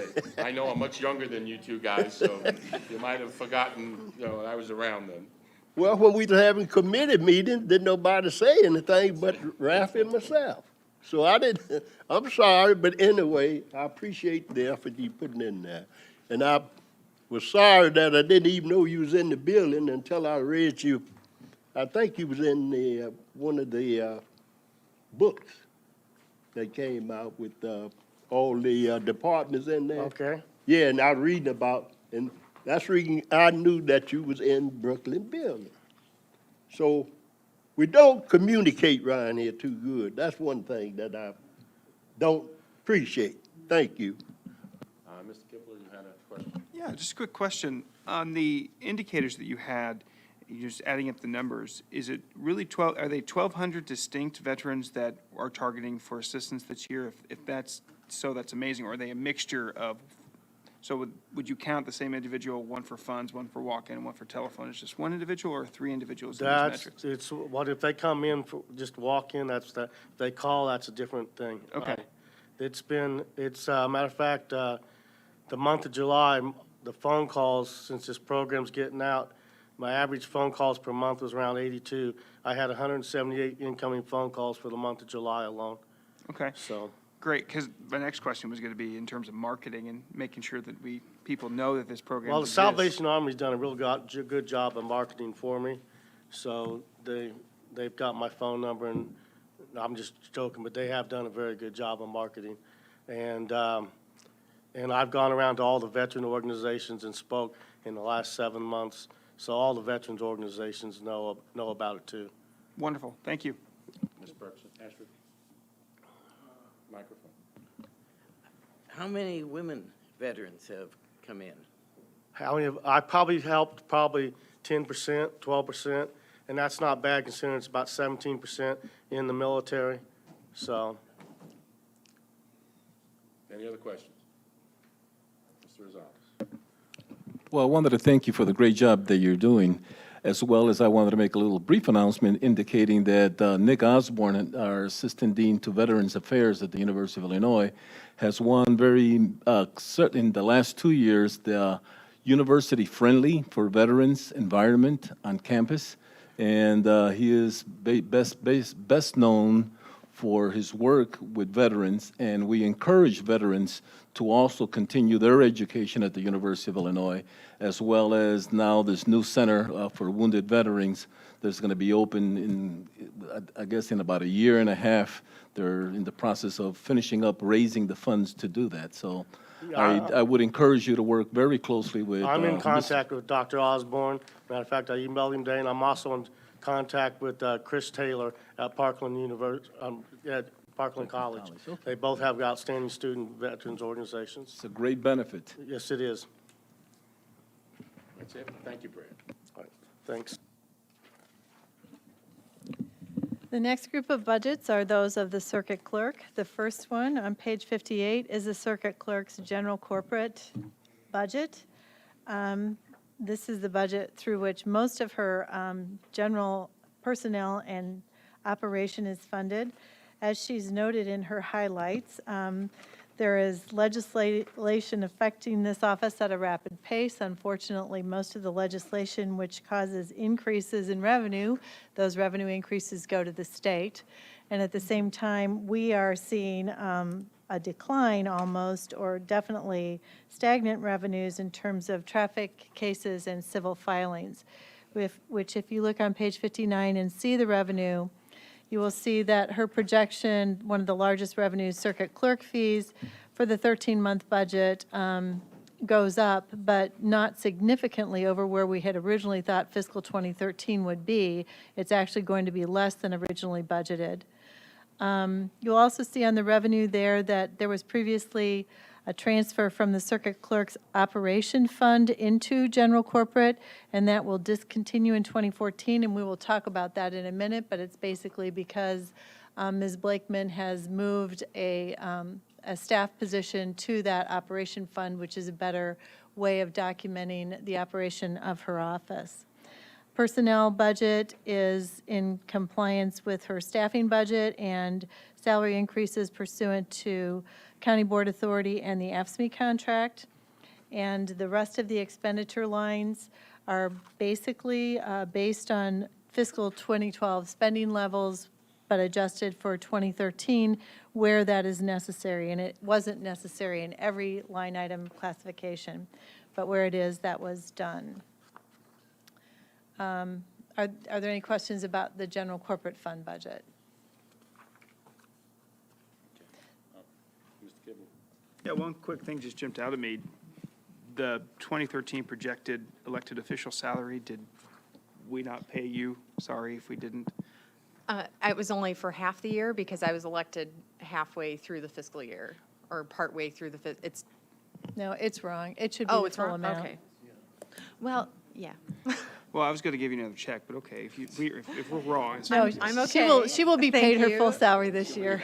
I wasn't sure if that was just because they were using numbers from paying my particular, anyway. Well, you've been in the position since December 1st, so that's the Oh, full that's fiscal true. year. Okay, never So mind. we will fix that. Thank you. Mr. Rizal. Katie, could you clarify for me the regular 3 FTEs that are indicated on line 511, number 3, projected at $1 million? That is just adjusted for the 13 months. 13 months. And then the 9,000, not 500, and $955,000 for 3 full-time employees. Which are those? Because I look at the chart and I see that there's many FTEs. Oh, that's just the line item. It's Oh, not, it's a it line doesn't item. represent the number of employees. Oh, I thought it was 3. Yeah, no, we don't have people being paid $750,000. No. There are No. 32.5 full-time equivalents in the circuit clerk's office. And so there are 31.5 being paid basically out of that line item. Ah, phew. Thank you. The next budget for the circuit clerk is also a general corporate fund budget. It is support enforcement, which is historically funded through the state by the Department of Health Care and Family Services. This is a program where we are seeing from the state declining revenues. There is a similar budget in the state's attorney's group of budgets. So to address the fact that there are declining revenues in this general corporate fund budget, we are discontinuing the payment of fringe benefits for the staff that are paid out of this fund, for the position that's paid out of this fund, and treating this position like any other general corporate fund position where those fringe benefits are paid by the various fringe benefit accounts, separate from general corporate. However, those fringe benefit costs are still used as part of the match for the state grant, which results in the funding that we do receive. So that's why there's a difference in expenditure in that particular budget. Any questions? The automation fund for the circuit clerk, what's actually the court's automation fund, controlled by both the circuit clerk and the circuit court.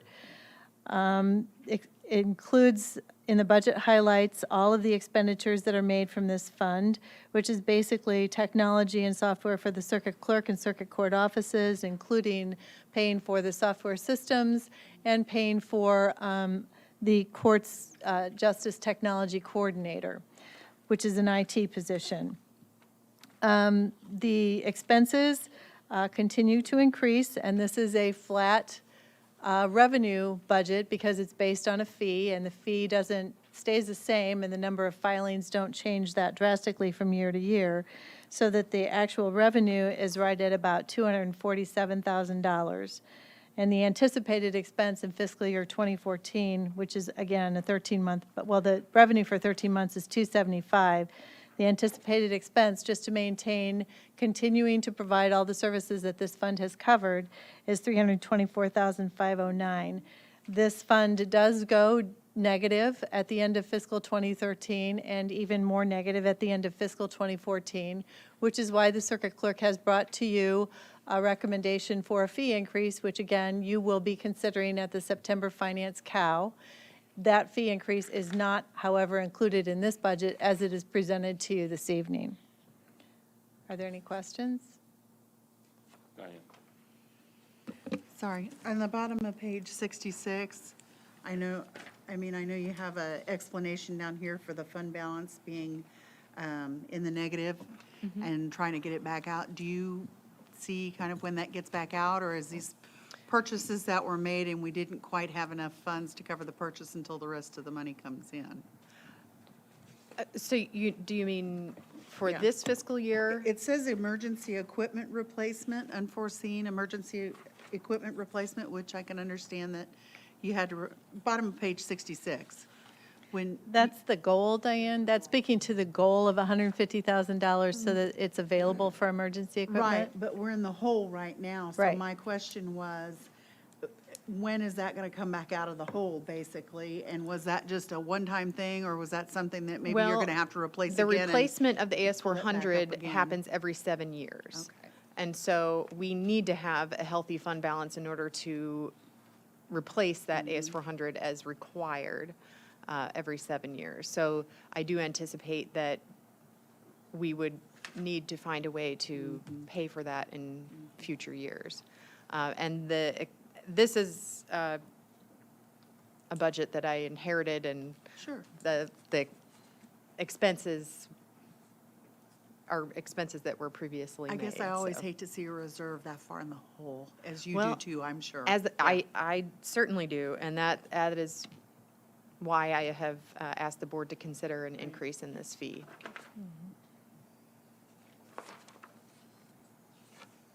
Okay, the next budget is the Child Support Service Fund budget on page 68. Expenditures from this fund are for maintaining child support records and processing of support orders to the State of Illinois KID system and the recording of payments issued by the State Disbursement Unit for the official record of the court. This fee was actually suspended for 2 years, but Ms. Blakeman has looked at the statutes and the county board ordinance and determined that this fee does need to be charged, so it is anticipated to be collected in full in fiscal year 2014. The expenditures from this fund pick up some of the requirements that might go along, that might have previously been covered by the general corporate fund, child support fund, because they're all going towards the same end goal. However, when we spend it out of this fund, we're saving the general corporate fund, and since that HFS grant or contract is declining, Ms. Blakeman is kind of bringing some of those expenses into this fund to offset the loss. Stan? My understanding was, and correct me if I'm wrong, when Linda Frank was there was a fund balance of quite a bit, and that fund could only be used in that certain area, so it was so great that she decided to suspend it until they kept drawing on it. Is that not what was said before? That is what she did. However, according to the statute and ordinance, that probably was not the best decision to make. The fund balance is a good fund balance, and I think Ms. Blakeman is working towards identifying the appropriate areas that this can be used for, and you can talk about that. Well, for example, what we did this year in an expenditure was the conversion of the child support data from the AS400 system to JANO, which was the final case type that had not been converted. And so we did make an expenditure out of the fund balance this year in order to accomplish that, which we did through a budget amendment, which we came a few months ago. And we have, in this year, because our HFS grant is expected to decline, we are, instead of paying a salary out of this fund, we are offsetting that, that decline in that grant and assisting with paying the salary that was covered by the HFS grant out of this fund. So there are ongoing expenditures out of this fund. There have in the past been higher expenditures in terms of printing and stationery, and we have not been spending as much in past years out of that, simply because, well, when you're not sending bills, you're not printing and mailing quite as much. So we do anticipate that to increase slightly. But the revenues will certainly offset that. Well, I guess my concern is I know it's a $35 fee annually, and the thing I look at is if the fee is needed and it's offsetting costs, but if there's a fund balance that can be drawn on without getting it real low and it's meeting your costs and stationery. But basically, I know that most of the payments go straight to the State Department, or the, distribution unit. And my understanding was that locally, what you do is track that. for the No, court. it's much, much more than that. Is there? Yes, Well, we then are see, the person at responsible. the State Department, or the state told me wrong. But Okay. I just, government, we always charge fees, but I want to make sure when we're charging them, that the folks that are paying them are actually paying them for a good reason, not just build up fund accounts and have some reserve and what have you. Well, the purpose of this fund is to offset any costs for the processing of child support cases, not just the processing of child support payments. And we do still process many, many child support payments. We actually, because we can receipt child support payments locally in my office, that means that people who don't have a checking account or people who are not able to make an online payment can come to our office and pay those payments in cash, in person, and then we send them to the state disbursement unit, and they then distribute it to the payee. So that's a service to the people and allows them to make a payment in a way that's more convenient for them. What we also do is the processing of all of those files. So in the average family case or divorce case that has custody agreements, there are motions and filings and pleadings constantly. And we process all of that paperwork, and we are required to keep all of those records. And when we send off any records to be microfilmed, that if we are sending F cases, we can pay for that microfilming out of this fund as well. We have full-time people who are responsible for processing child support cases in addition to the payments. And we also have people who answer the phone all day long, and we also respond to people who have questions about their child support payments and questions about their child support cases. So it's much, much more than just a clearinghouse through the SDU in Chicago. And in fact, since the Champaign office closed, we have seen a huge increase in the number of cases that we're processing locally here in Champaign rather than through some of the other agencies. Ms. Berkson first, and then Ms. Schwartz. Microphone, please. This business of the regular full-time employees. If you're trying to withdraw money from this account, why don't you pay for the employee out of this account? Well, because our HFS grant this year decreased, and so we are assisting that fund in paying that person's salary, because we expect that HFS grant will not be able to cover that person's salary entirely, salary and benefits. So what we're doing is paying out of this fund for it's person doing similar work in the child support department, helping that fund out of this fund. But aren't they the ones that are in deficit? No, the child support enforcement grant is something that comes to us from the state, and they receive that funding from a federal grant, and the feds changed the way that they were distributing those funds this year, and this affected both the circuit clerk's office and the state's attorney's office, so both of our grants were cut because they are required now to give funding to all counties in Illinois rather than just the counties who request it. So DuPage County, who has tons and tons of money and doesn't need it, is required to receive a state grant, and then we have our state grant decreased. I had the same question, but I guess I didn't understand the answer. So if there is a fund balance, why are we drawing the full-time employee to zero and not paying it from this fund? I mean, I heard what you said, I didn't Right, understand. because what it we means. are paying a salary, what we're doing is paying to the HFS grant fund to offset what would not be paid by the grant. If So that why makes is it sense. showing a zero on this fund? Because it's not being paid out of this fund, what we're doing is, it should be listed here under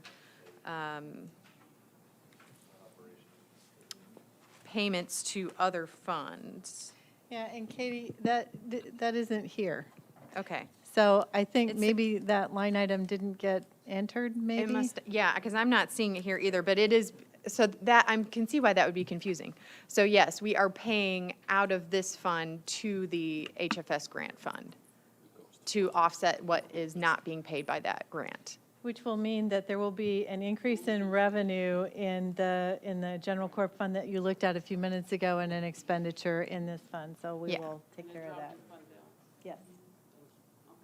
Yes. Okay, I think that answers my question as well. The fund balance will in fact be going down, not up. Yes. I was trying to figure out how a fund that we were drawing down was going up. Okay, thank you.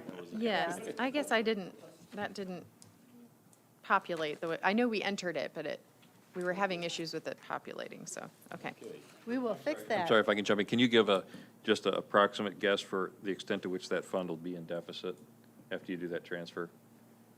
I mean, we're showing an $8,000 surplus right now in that fund.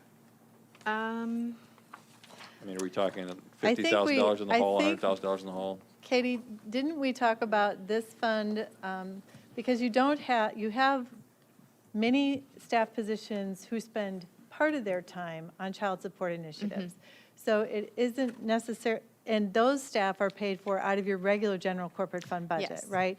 So this reimbursement is probably going to go from this fund into the regular general corporate fund budget. Yeah, I understand. I'm just asking for a wild guess on how much it is. I don't remember what you. Well, so what we used to receive from HFS was around $50,000, and we're anticipating about $30,000 this year, in $33,000. So I think we put, So it it's didn't like a populate here, but- $6,000 deficit right now, so was that, you were just going to offset that? No, it's a $6,000 surplus right now. No, No. I think we were going to, I think it was a transfer of something like $25,000 to offset the Page fringe benefits 63. and the rest of that salary. That's, Oh, I'm talking about, yeah, going to the, okay. Okay, so what's my number? 25? 25, I think was Close enough, thanks. Yeah.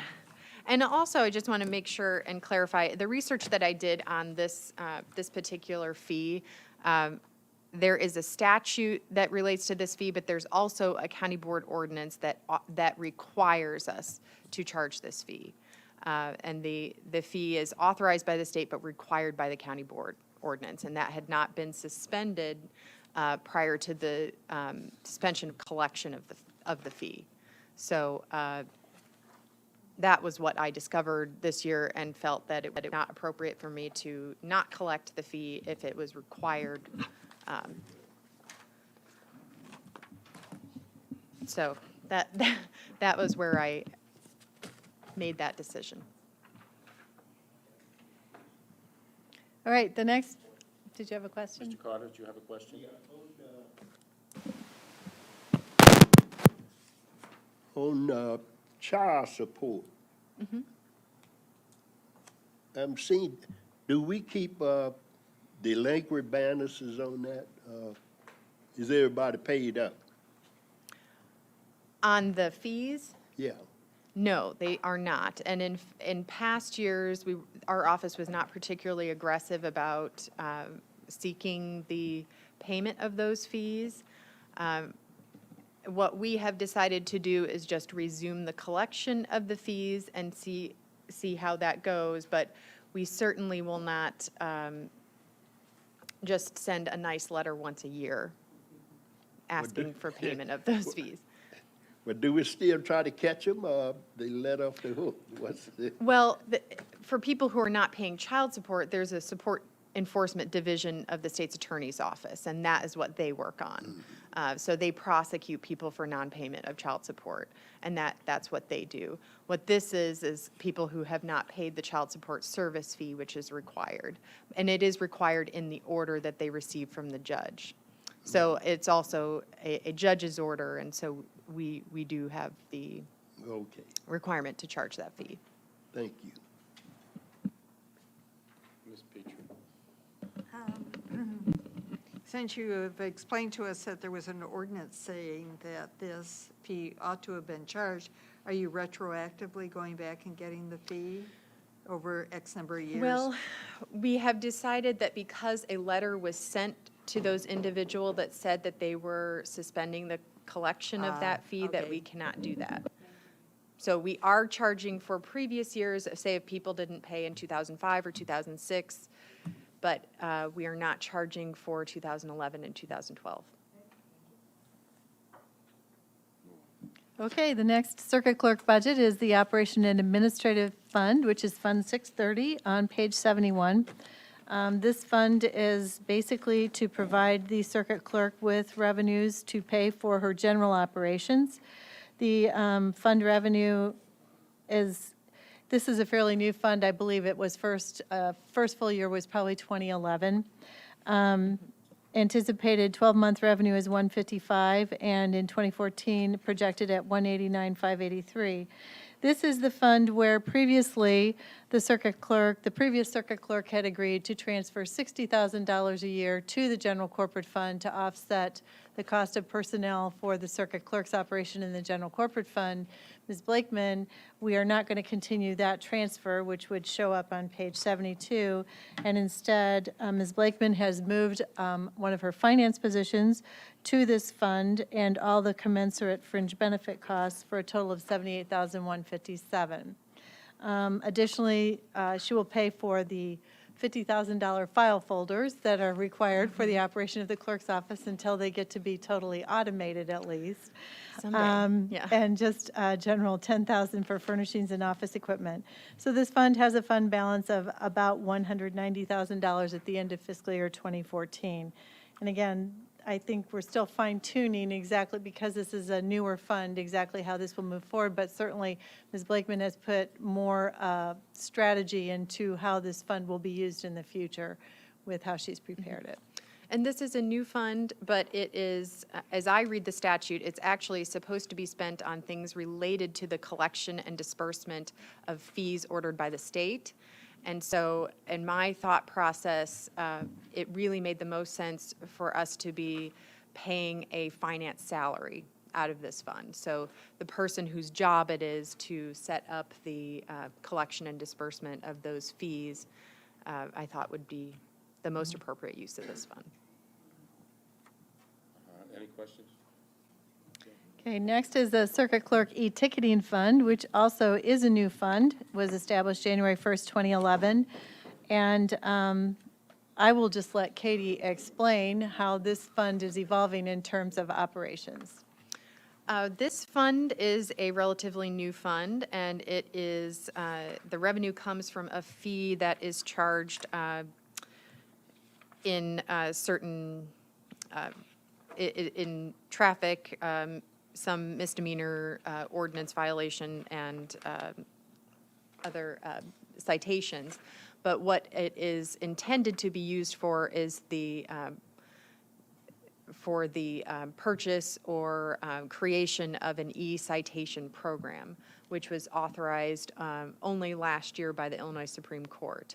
So we have, in the past few years, been collecting the fee but not making any expenditures because we do not currently have an e-citation program.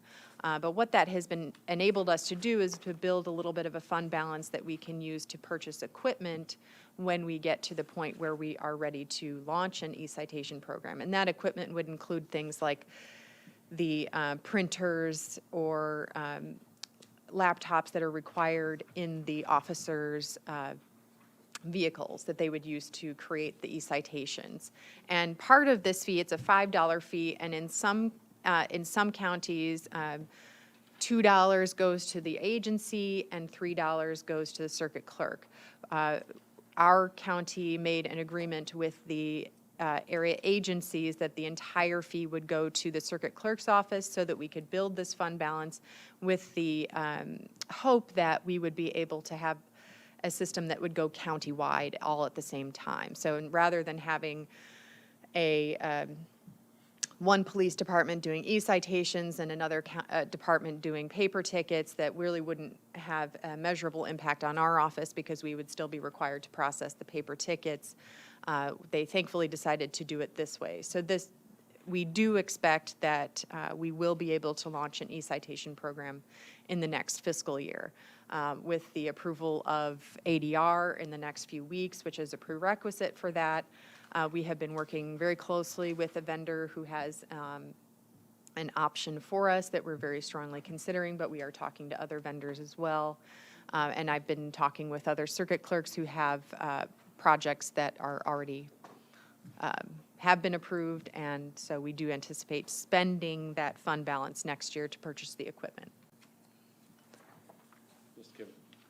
Quick question on the 20K for the 2013 projected expenses. It sounds like, I think you just alluded to it, but is the 20K going to the ADR system you're looking at right now? No, the ADR system, it's actually just a method of delivery that's included in our annual JANO maintenance contract. That does not cost us anything. Okay. This anticipated expenditure is the launch of an e-citation program. And the vendors we've spoken with, some of them have a program by which they would charge us only by the number of tickets that are written. But then what happens with that is if there are tickets that are written and then dismissed by the state's attorney's office, there would be tickets we're charged for, but that we're not collecting that fee for. So there may be additional cost that is not covered by the fee. So this fund balance would be able to offset in the first year what that would cost us. Okay. So But this is only one vendor we've really spoken with so far, so we are really looking at various different options. Okay, so 2013, you do anticipate spending 20K out of the fund for whatever. Okay, thank you. Any other questions on this fund? Let's move forward. The next fund is the Courts Document Storage Fund, which is funded by a fee of $5 that was established by the county board in 1994. As you will recall, Ms. Blakeman recently also presented you with some information requesting a potential fee increase for this fund that will come back to you in September. The budget before you is based on the $5 fee.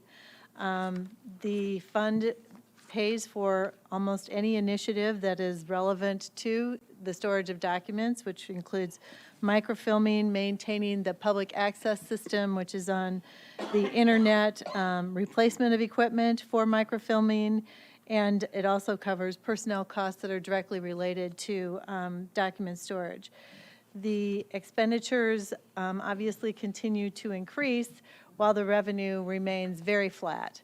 And this revenue by next year will have been the same for 20 years if there is no change. The fund is experiencing a decline in fund balance as we continue to pay for these expenditures out of the fund. You can see in 2014, the total revenue is $125,580 and expenditure is $221,851 projected. Ms. Petrie? Are you coming to us for the maximum of the $15? Well, what I've been asked to present for next month is a budget projection that would show an increase to $10 and an increase to $15. What I will also present to you are a list of possible expenditures over the next several years, so you can make a decision based on that information. So $10 would cover it where it's right now. Where it is right now, yes. But there are some other expenditures that I'll be presenting next month that I would like you also to consider. One that has not been included in this particular budget, I learned recently that the rolling file cabinets that we use, it may be a requirement for us to put in a floor underneath those rolling file cabinets because it was not done that way when the rolling cabinets were installed. And I cannot even begin to guess how much that will cost us.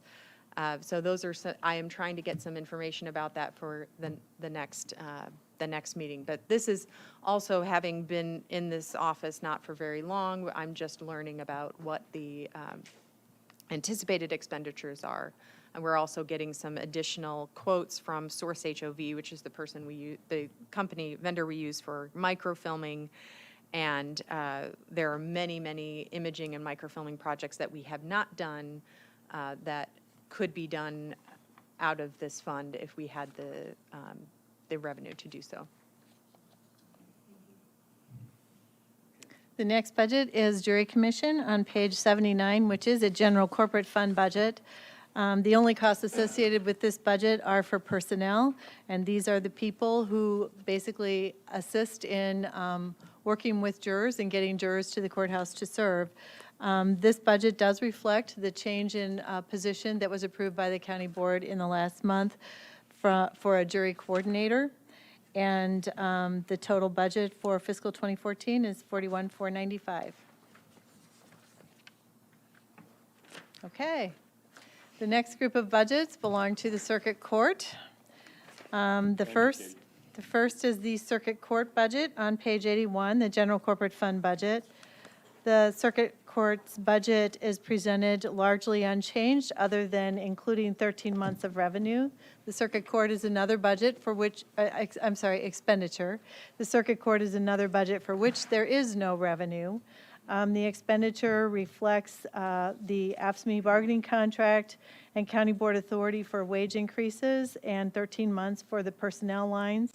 And all other lines are budgeted based on what the court believes will be necessary. And I think that covers it. If there are any questions? Mr. Kibler and then Ms. Petrie. Just curious why the judge's salary increase, since it's about the same year over year, is not just rolled into the full-time employee expense. Why is it a separate line item? Because they're not county employees, they're state employees. It's a strange thing that every county has to come up with the amount of the increase, and again, it's something they're not county employees, they're state employees, which is why it's separate. But from the auditor's perspective, it's a personnel expense, so that's why it has its own line. Ms. Petrie? Well, I am very impressed with the judge's increase. It's nice to see it separated so I can be impressed. That's quite a chunk. Why is there an expense for contract attorneys? Contract attorneys are used in situations where there are conflicts with the public defender's office, for example. We also use them for representing individuals, again, for conflicts on juvenile abuse and neglect cases, appeals from those cases. There are 2 contracts for CASA to act as guardians ad litem and as the attorneys for those particular kind of cases in juvenile abuse neglect cases. It's actually a much more cost-effective system because attorneys would have to be appointed in those cases, and if they were appointed, they would be getting an hourly rate. So we actually have not raised the amount of the contracts for a very long time, and it was actually quite a bit of discussion between myself and the presiding judge about whether or not we would come to you and ask for an increase. Again, these contracts, there are several that make up that total amount, and they haven't been raised for many, many years. But again, given the county's current financial state, we didn't think that it was appropriate, and so we've continued with the exact same amount for this year as we have in many years past. Thank you for that explanation. And then my last question is, I looked at the organizational chart for the circuit court, and I added up 31.5, but what's shown on the FTE history is 14, so can you? Well, the judges the are judges are- included. The right. judges are included in the org chart, but they are not county employees. Correct. And there are So they're also not court part of the reporters county. included in the org chart who are also not county employees. Okay. Yeah, the only employees that are full-time equivalents are the court administrator, the executive assistant, and 12 court clerks. Chris? Okay, thank you. I just wanted to note something, this being a budget hearing, this is something that doesn't directly bear on the court's budget, but is something that may have significant implications on the county budget. I wanted to thank you and Judge DeFanis and your colleagues personally for your efforts on behalf of the pretrial services program. I think that'll benefit the county highly, and we appreciate that you're moving in that direction. We're working hard. Mr. Rosenbaum and I and Joe Gordon are working very diligently to put a proposal together. In fact, there's a meeting tomorrow afternoon to discuss it with a broader group of individuals, and we're working very hard and hope to come to all of you with something in the not-too-distant future. Thank you and good luck. Thank you. The next budget is the Law Library Fund, which is not a general corporate fund. On page 85, I will point out to you that this budget was prepared anticipating that you will approve the $7 increase that has been presented to you. So if you don't approve it, then we will need to go back and amend this budget based on what the fee is today. As is explained in the budget highlights, with new legislation, this fee can be used to provide greater assistance through the self-help representation desk. This fee also covers expenditures providing Westlaw, print materials, and other access to Westlaw for the public through the law library. With the increase, the $7 increase, it is anticipated that the 2014 revenue would be $98,770. And based on what is projected, and this, I assume, also includes providing the self-help representation desk services, the total expenditure would be $102,284. Any questions? I do have a question. Roger, we're seeing a little bit of a decrease in patrons served this year. Is there anything beyond natural bouncing around why we think that is? Nope, law library's been open the same number of hours. Everything is status quo. I think it's just one of those things that happens. Again, the law library is on the second floor of the courthouse, and it's open at all times when the courthouse is open by statute. So, just a fluctuation. I'm sorry, we had talked a lot about a lot of fees. Is the fee currently $7 or $10? The fee is 10, and 10. a requested increase is to 17. The maximum is 21. Okay, so the comment at the bottom of page, in the last paragraph of page 85 is not. It's a fee There- increase by Right, $7 It's a to fee 17. increase It's By of- $7. Of Thank Yes, you. by $7 My- to 17. My I my problem is I can't read. Thank Yeah, you. my problem is I probably should have phrased it better. Yeah, I had trouble with that too. Any other questions? Okay. All right. Thank The you, next, the next budget is the Public Defender's General Corporate Fund budget. You will see, if you look under the financial section in the revenue, that the Public Defender is anticipating an actual drop in state salary reimbursement when you look at 2012, but that's just an effect that the state had to catch up on some salary reimbursement in 2012. So it actually remains consistent, which is a portion of the Public Defender's total salary. And then the court fees and charges, you will also see, are projected to decline in 2014 and with a projection in 2013. These are public defender fees ordered by the judiciary, and they have been as high as $120,000, but have been declining in recent years, and it looks like they are projected to continue to do so in the near future. The expenditures for the public defender have been presented in accordance with the county board's guidelines for the 2014 budget, so I won't say any more about that. The public defender does have a request for operational change on page 93. He's asking to have staffing that was previously cut reinstated, which was one part-time investigator and one full-time secretary, and he's also asking for one part-time social worker. Starting in 14, requesting the part-time social worker, he's phased this. Starting in 2015, the part-time investigator, and starting mid-year in 2015, the full-time legal secretary by hiring halfway through the year, and then that position would be full-time in fiscal 2016. One of the things that we get dinged on a lot in public participation is that the public defender's office is inadequately staffed and is not serving the public to the best of its ability because of the caseload. Is it your opinion that is it is understaffed, and we need to be taking a deeper look at the hiring, because based upon the things that are provided, you're looking for a social worker, or investigator, and a legal secretary, but not so much attorneys and whatnot that can help defend the indigent. Is this something that we should be drilling into more? Do you feel like the caseload is overwhelming the office? Is this something we should really be diving into? The caseload is higher than it should be. But when I sit back and think what would help our office function the best, it's not necessarily hiring more attorneys at this time, but giving us support staff to allow the attorneys to spend more time doing lawyering work. My attorneys are out there calling schools for school records. We're going out, before the meeting tonight, I went to an investigation and started taking pictures. We're spending a lot of money on attorneys doing things that lower cost people can do so that lawyers have time to focus on the cases. Maybe someday in the future we'll need more lawyers, but at this point I think it's more the support staff we need. So you feel the support staff recommendations would really bolster your effectiveness for your current cases? Absolutely. Okay, thank you. Rachel? So why not hire them in 2014?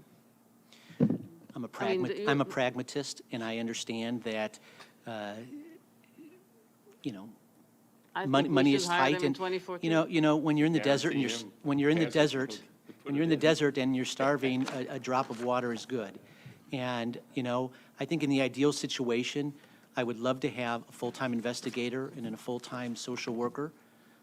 But I know that we could probably get away with half-time of each to save the county money. We could probably stagger them. I'm working with the School of Social Work right now to attempt to get interns from the School of Social Work. We have law students and undergrads coming, so I'm doing what I can. In terms of an investigator, just to give you some historical perspective, back in the 80s and 90s, when my office had maybe 7 attorneys, we had a full-time investigator. And now we have 14 attorneys and a small line item, and there are no private investigators in Champaign County other than the spouse of the elected state's attorney, who's a retired police officer. So, Well, it seems to me that there is no reason to only add the social worker in 2014 and wait for the part-time investigator for 2015. So I'm not going to tell you how to I make would- your request, but personally, I would make it for 2014. if the county board were willing to give me, if I the would- county board were willing to give me more sooner, I certainly would not reject it, Can't but hurt to ask. Just ask us in September. I mean, if you can Seriously. take one person off going to jail, the overall cost would have been more than covered. So in addition to what Mr. Kibler mentioned about well, public I'll participation. talk with the court administrator, the presiding you. judge, and Deb Busey about this, but certainly, I'm a pragmatist, and this is something we need, but I understand the monetary constraints of the county, and we could probably do it over a course of time, but whatever we get is good. I may be a little less optimistic, but I'm going to ask you a question that you probably can't answer, but to the extent that you can, I think it would help us a lot in considering that type of request, which is,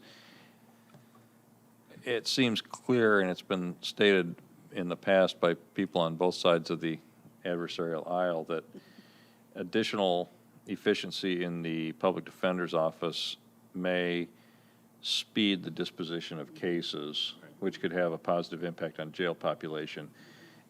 If there is any way that you can quantify that with numbers that are not, numbers that are advanced in good faith, I think that would help us. I mean, because we don't have a very good idea. I mean, we've heard from the state's attorney, we've heard from the sheriff, we've heard from the jail superintendent, we've heard from, community organizations and justice organizations that there is certainly, I mean, it's at some point, if the public defender's office is not able to function efficiently, you do have people sitting in jail for lack of representation.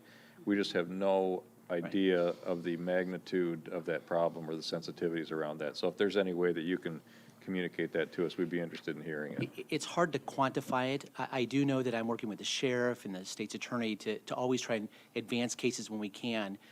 For example, just today I got a report from Dr. Jekyll that someone in the jail has been found unfit. Their court date's not for another week, but we went to court this afternoon, moved it up so that we can get them the mental health treatment. So we do those things all the time.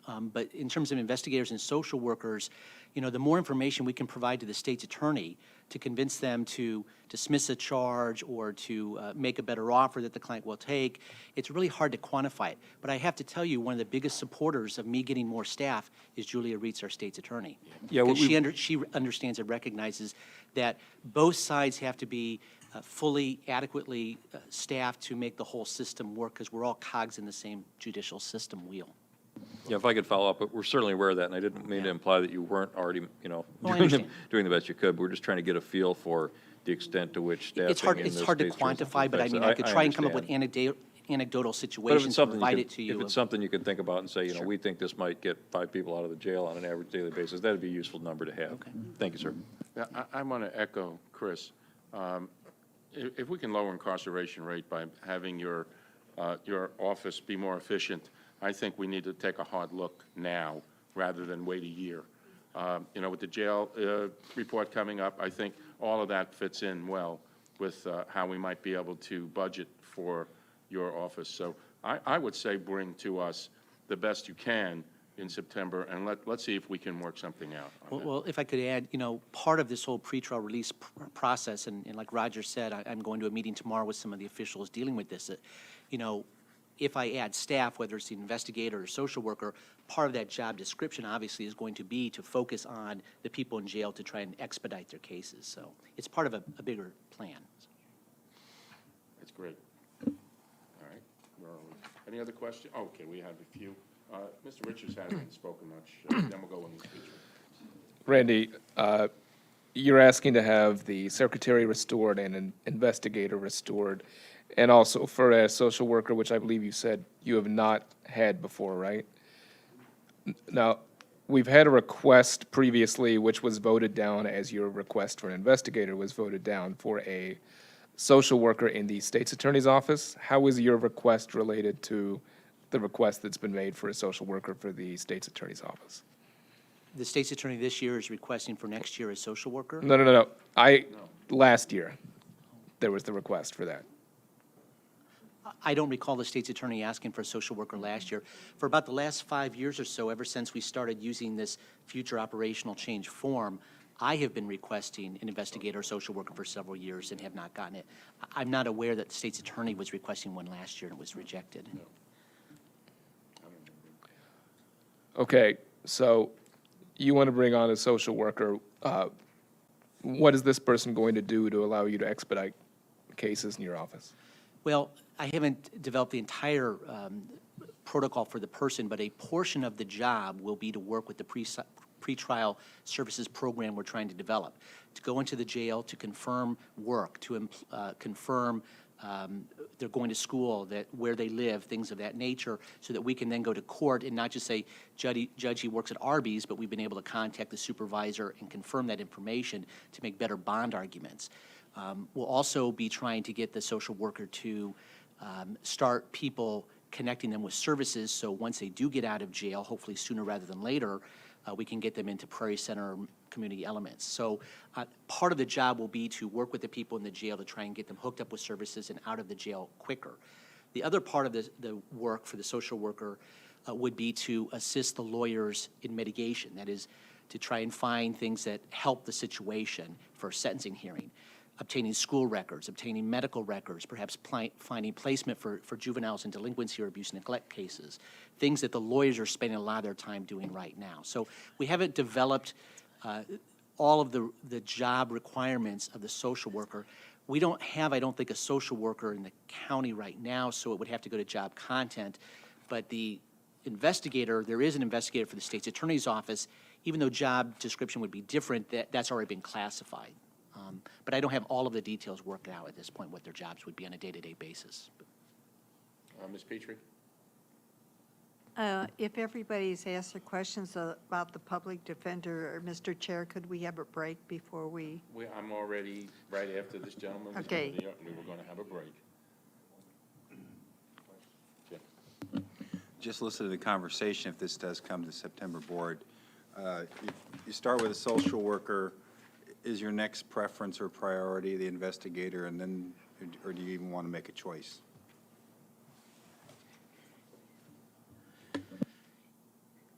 I've thought long and hard about this for the last several years when I've been putting these requests. And I think that if I were to get one full-time employee only, I think that an investigator would probably be able to do not only investigative work on talking to witnesses and things like that, but they could also provide us some of the same services that the social worker would provide. So I think I would prefer that, although having said that, if we were able to get one full-time position and only, I would certainly consider a part-time investigator and part-time social worker so they could certainly, compartmentalize exactly what it is they're doing. Any other questions on this issue? All right, let's. Sorry, I'm sorry, Chris, go ahead. Sorry, question qualifications of an investigator. Does that position require licensure? Does that have to be a licensed private investigator? Yes. Okay, thank you. Is he done? He's done. He's done. Are you done, Randy? Thank you. We're going to take an 8-minute break so that we can stretch a little.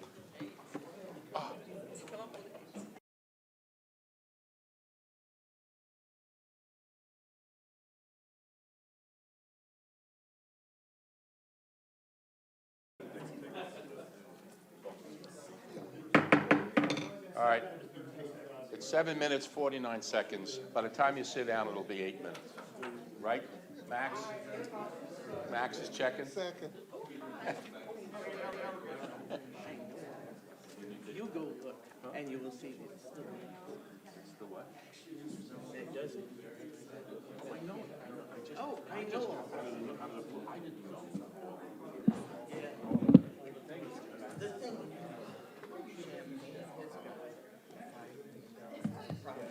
And they're putting it on. That's exactly right.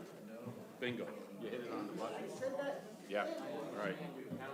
Okay, let's move on. I think we're at the Sheriff's Department. Sheriff, here we go. The next group of budgets belong to the sheriff. The first one is the sheriff's law enforcement budget, which is a general corporate fund budget. In his highlights, he does point out that they have deputies doing in-person electronic home detention home checks at least once per week, which reduces the jail population but adds 2 patrol duties. And they also have a deputy participating in drug court, which has been very beneficial to drug court, and the funding for that is probably going to end, but I believe the sheriff intends to continue providing that deputy part-time for those services. On the revenue side of the sheriff's budget, the sheriff recently renegotiated the contract with Savoy, and so that revenue increase is displayed in the 2014 budget. These revenues also all reflect 13 months of revenue, unless it's only a once-a-year reimbursement. The sheriff's fees also is expected to increase with the 2013 budget and 2014 budgets. On the expenditure side, personnel costs are presented as pursuant to the 13-month budget. For the non-SLEP positions, salary increases are included. For the SLEP positions, all of the sheriff's contracts end November 30th of this year, with the exception of corrections. So there are no wage increases included in those numbers at this time because they have not yet been negotiated. On the expenditure side, the sheriff has a couple of line item justification that he has included in this budget. If you go to page 99 and 100, those are documented. He is reinstating his vehicle allowance to what it once was back in 2007, 2008, which is $230,000 for the year. This allows the sheriff to replace the appropriate number of vehicles each year so that he keeps his vehicles for 5 years, and they basically, or is it 3? And they basically go out of service at 100,000 miles. The sheriff has not been able to do this. His budget for vehicles has been as low as $19,000 in 2010. In 2009, it was $79,000, and in 2011, it was $160,000. So he has an aging fleet, which requires him to get back up to the point where he's able to replace vehicles in a timely manner. He's also requesting a $17,000 increase in automobile maintenance, and that corresponds to the number of vehicles that he has that are approaching or over 100,000 miles, which requires additional automobile maintenance to keep those vehicles on the road. He's also requesting an increase for the METCAD contribution, which is our 911 services, and the county is a participant in that joint venture. The METCAD revenues are declining because they are funded by landlines, and landlines are far less frequent these days than they were when that funding model was developed. And there is not much increase from surcharges on cell phones. This is something that continues to be before the legislature for consideration for some remedy, but in the meantime, METCAD requires about a 15 to 16% annual membership fee increase in order to continue providing the services that they provide. So that brings the total of new line item expenditures for the sheriff's law enforcement budget to just at $270,000. Two quick questions, Sheriff. With respect to the concealed carry law and all of the fees that may be incurred by that, has that been imposed in this budget at all? It's not on. Sorry, did it backwards. We don't get any additional money from that. Where we're going to see an impact is going to, we think, is going to be in the fingerprinting, and we're probably going to raise our fingerprint fee, and we may very well go to a two-tier step. One is if you're a volunteer for like the school, we'll have one fee, and if it's for concealed carry, we may have a fee that's more reflective of what it really costs us to do that.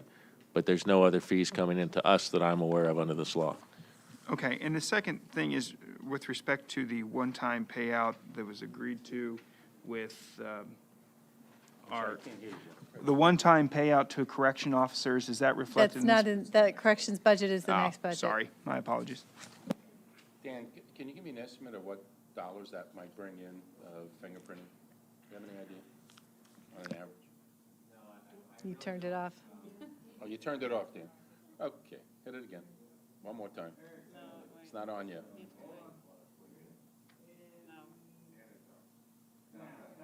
Bingo. Thank you. It's way too complicated. I don't, Al. I would guess that we are talking many hundreds of people would be my guess. In terms, And what would be the cost? in terms of what we're going to charge, it's probably going to be somewhere between 30 and 40 bucks a piece. But on the other side of that coin is, I mean, it does take the manpower to go do that.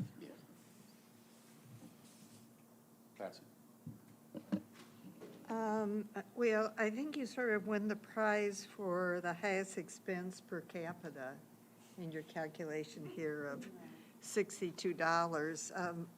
That's because the law enforcement does not provide services to the entire county. They provide services basically only in the unincorporated areas, which brings that population number down significantly. I see, okay. And it also, is that the explanation for under correctional center because it's at $30? No, the correctional center provides services to the entire county. So, pretty high. Well, we're not at the end of going through the criminal justice budgets, but I must say my breath is taken away by how much we spend in the county on criminal justice, and I know we see it when we get the colored pie, and it's the largest chunk of the budget, but it's a reminder as we're seeing all the numbers here in front of us. Just to follow up, I think it would also help to have another per capita, which is per taxpayer. So if people want to, so I understand what you're saying. This is how many people are in the enforcement zone. But just so that if people want to say my tax dollars are paying that much for whatever, so to have one more that divides by the whole population. Oh, sure. But The next budget for the sheriff is the correctional center budget, which is a general corporate fund budget as well. He has noted in his budget highlights that the number of bedded prisoners has been increasing, but he is working with all of the criminal justice system stakeholders and ILPP to work on reduction of those numbers. If you look at the budget page, starting on page 103, one of the revenue lines that does increase rather substantially in 13 and 14 is the electronic home detention program, which is a reflection of the increased use of that program to keep people out of our jail, but still being monitored. On the expenditure side, there are several line items where the sheriff, again, has had to increase those line item expenditures because of the contracted requirements. Those are lined beginning on page 106. Stocked drugs are increasing based on a medical CPI increase of 3.9%.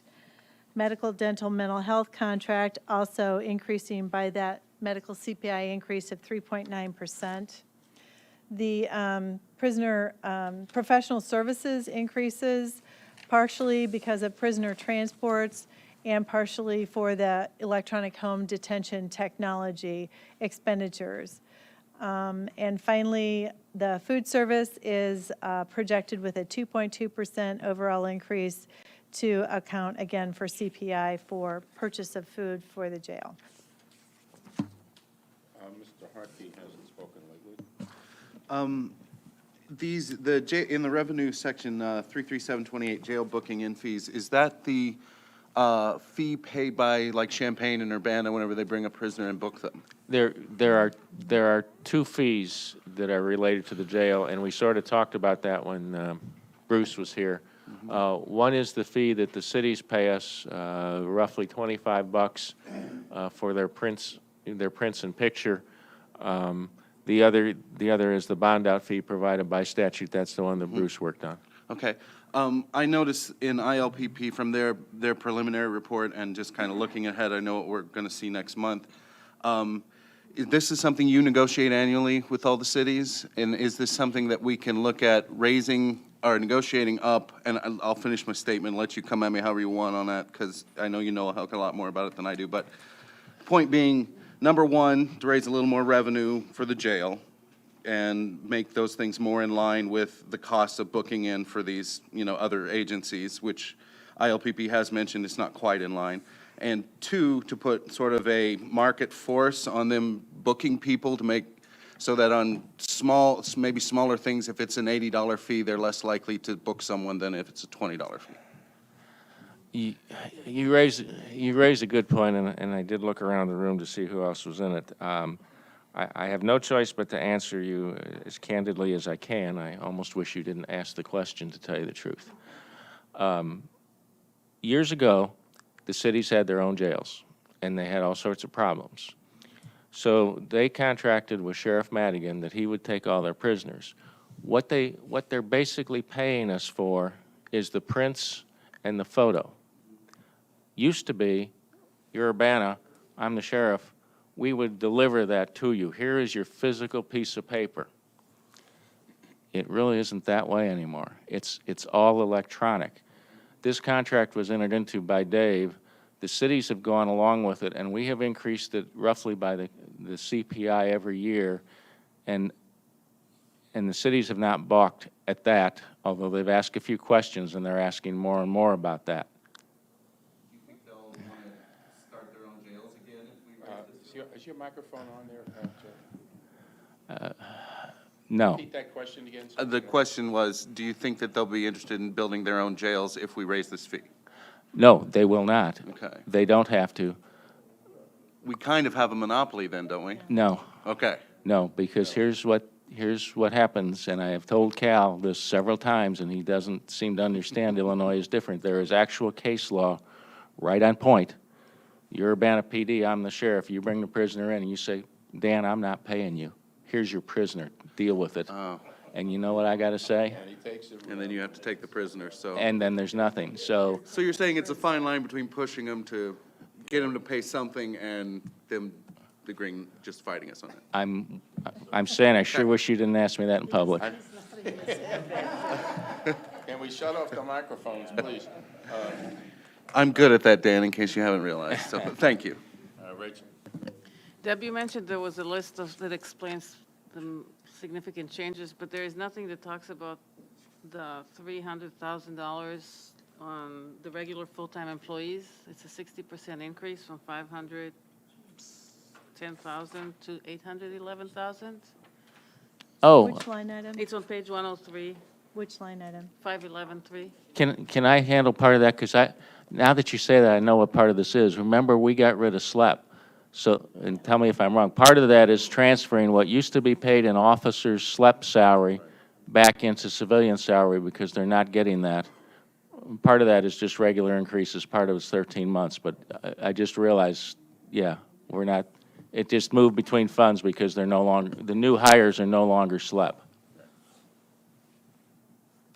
Okay, so, but here's the thing, what I was looking at is expenditures total increased by about $500,000, and the explanations are about $150,000, and I understand there is also an 8% due to the 13th month, so so please help me, where else is the rest of the 300-some thousand increase that are not in explanations?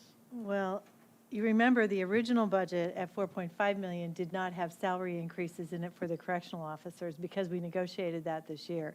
So it's really going from 4.7 total for personnel to 5 million, which is 300,000. And I think that is commensurate just with a 2% overall across the board increase and adding the 13th month for this level of salaries. Well, and I believe the sheriff just explained that. We now have correctional officers being paid out of that line instead of being paid out of 51203. If you look at that, that's only going up, $50,000. It's only going from 3,852,000 to 3,908,000, and that's for a 13th month and 2% wage increases. Actually, a little more than 2% because they get step increases and the COLA adjustment. So I think you need to look at the total. And I think the total going from 4.7 to 5 million is probably, by the time you do the 13th month and the wage increases, that is the accurate amount.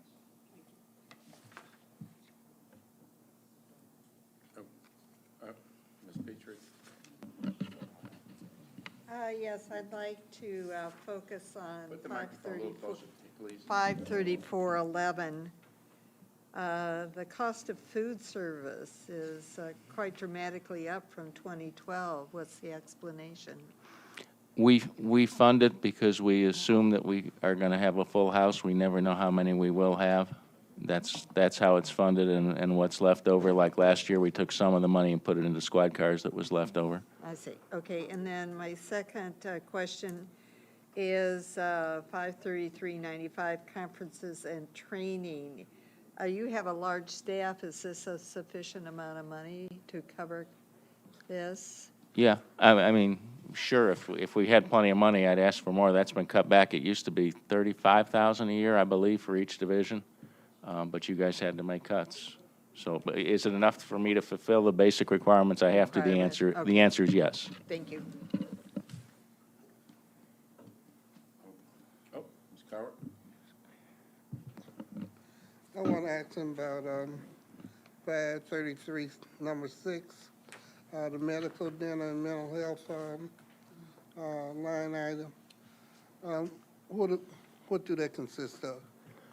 The part of that is individual prisoners' medical care, whether it be some of it's the ambulance taking them, but individual care at the ERs or a little bit of dentist. Most of it's medical care. That's a little bit of that. The biggest part of that is the medical and mental health contracts that we have. We have the 3 full-time nurses, and we have the mental health workers that are based in the jail. It runs roughly $48,500 a month right now. Call it $50,000 a month. And the last one is the Satellite Jail repair and maintenance. In 2012, it was $2,448, and in 13 and 14, it's got a 0. But up under it, you got $1,028,452. So what kind of maintenance have you all been doing on the satellite? I think that's actually That's the total for all services, the 1 million. The actual expense was $2,448 in fiscal year 2012. I believe that was probably you purchased paint? Yeah, most of our repair is done through public properties and administrative services. Once in a while, we'll have to buy, for whatever reason, we go out and do it ourselves or buy it ourselves. But yeah, that bottom line total is, the $1 million is the total of that column. Ralph? Take the mic, just move it towards you. Thank you. I'm just having some understanding problems. Down here at the bottom of page 104, line says expense per capita, and then down below an actual dollar. Is that per capita, per day, or per year, or per what? That's the expense per citizen of Champaign County for maintaining a jail in Champaign County. Per year. Per citizen? Per year. Per citizen, per year. So that means that in 2014, I'll be paying $30.41. Effectively. Thank you. With a senior discount. Gary? Thank you. Sheriff, back to food service, on line 53411. In 2012, your actual expenditure was $296,000. You're projecting for fiscal year 13 at 428,562. Will that actually be pretty close? And if so, does that reflect a considerable increase in census over one year to the next? I'm hoping that is high. We base it on what our numbers historically have been, and then there's that 2% well, it's actually going to be more than 2% increase. So I'm hoping there'll be money left over, and the less prisoners we have, obviously, then we save, I don't know, $3-4 a day, whatever it works out to be. So that should fully fund it, and with any luck, have some money left over. Okay, thank you.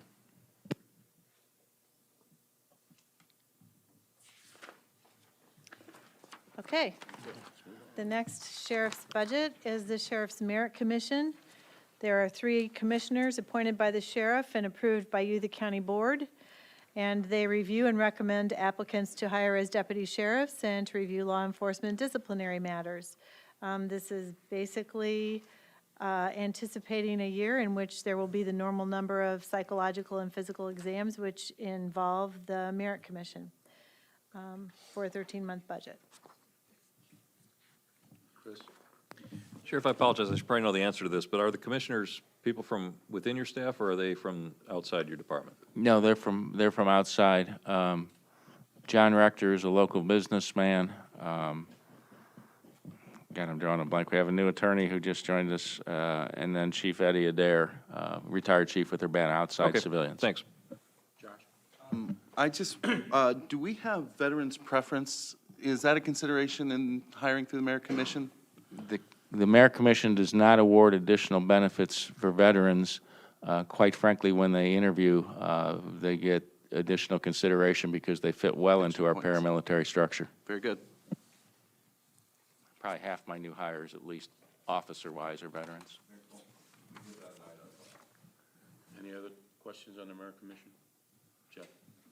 One quick thing, Sheriff. I noticed that your indicators that you've got here are significantly lower for the 2014 budgeted than the 2013 estimated, but the overall budget is roughly twice as much. So it seems like, do you feel like we're going to have to spend more money, or is this just an overestimation of the budget just in case the KPIs are wrong? The number of applicants, that's a minimal part of our cost. Because let's say it's $10 to $20 a test. That's not the biggest part. It's once you get through the testing process and we start talking to you, and then let's say we make you an offer, there has to be a psychological and a physical.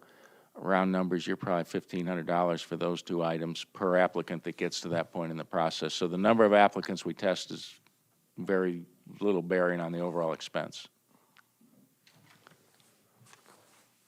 Okay, let's move on. The next general corporate fund budget under the sheriff's authority is the Emergency Management Agency budget, and it is presented to you on pages 109, 110, 111, and 12, and it is basically a status quo budget. Revenues remain substantially the same, and so do expenditures.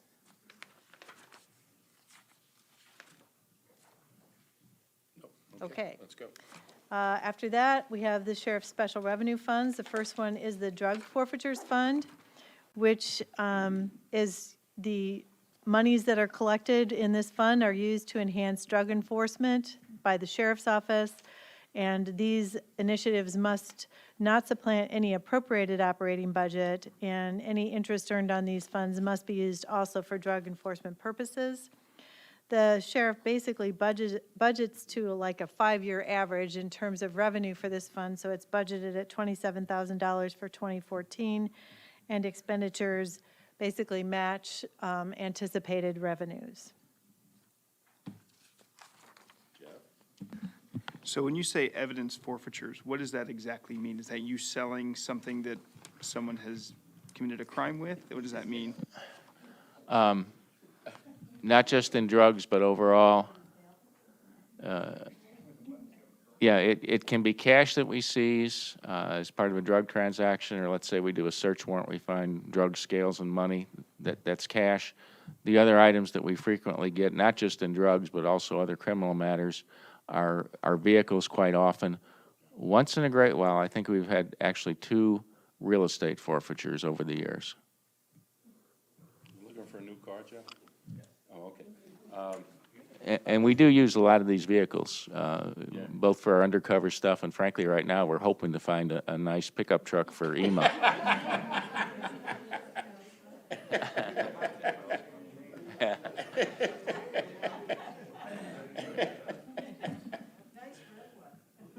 Okay. Astrid, microphone. What about these lines that just end, like, or just start, like police dogs, okay, in 2012, now they're gone, and photography, okay, in 2012, now it's gone. Office supplies just started in 2013. The dog, for example, was a one-time purchase, and we used drug forfeiture money for that. Actually, we're thinking about another dog, but it'll come out of our general sheriff's office fund, not out of drug forfeiture. Other items depend upon what we're doing at any given time. Photography, I can't tell you. We really, most of our photographies now is digital, and it's not that expensive. Let me look at which line item here. It might have been a camera, Sheriff. It's photography supplies. Yeah, it could have been a camera. I don't know for sure. It wasn't a drone, was it? Never mind. I withdraw that. Okay, the next sheriff's budget is the jail commissary fund. The inmate commissary fund is established and maintained based on statutory authority. The services are presently provided through a contract vendor. The commission earned on the sale goes on the sale of anything that the inmates purchase from jail commissary, goes into the commissary fund, and these monies are expended for the use and benefit of the prisoners. You will see that in fiscal 2013, the projected fund balance drops because there is a major investment made in 2013 for the replacement of the inmate phone system, which will also provide not only improved phone services for the inmates, but also the opportunity for video visitation to be used by the inmates. The 2014 budget shows revenue continuing at about the $60,000 level on an annualized basis, and expenditures of about $48,000. Clearly, the fund balance built for the purchase of that system that was replaced this year. There are large purchases like that that can be made for the benefit of the inmates from this fund if the fund balance is allowed to grow. Questions? And finally, the county jail medical cost fund. The sheriff is able to collect a $10 fee for each conviction or order of supervision on a criminal case. It is collected by the circuit clerk and paid over to the sheriff. This is a revenue line that is diminishing. The sheriff, in cooperation with the county administrator, has allowed this revenue to be transferred to the sheriff's correctional budget to offset the cost of providing medical services to the inmates. In past years, that reimbursement has been at $46,000, but we've reached the point where we've exhausted a fund balance that had previously been built up. So now it will simply be a revenue neutral transaction each year, just transferring the amount that is collected to general corporate to offset those medical fees. Okay. Thank you, Dan. Thank you all. The next is the state's attorney's general corporate fund budget. This budget is also effectively a status quo budget. There are minimal changes occurring in revenue. The expenditures are in line with the recommendations provided by the county board. Personnel costs, obviously 13 months with the 2% increases in both the AFSCME contract and non-bargaining employees, authority built in. And unless you have questions. Ms. Petrie and then Mr. Kibble. Okay, thank you very much. Again, which in the organizational chart, which individuals do not get counted as full time employees, because there's a differential between the chart and what's listed here as a number. The support enforcement staff positions are in the support enforcement budget. The support enforcement legal secretary and secretary receptionist, so there are 5 positions there that are in the support enforcement budget.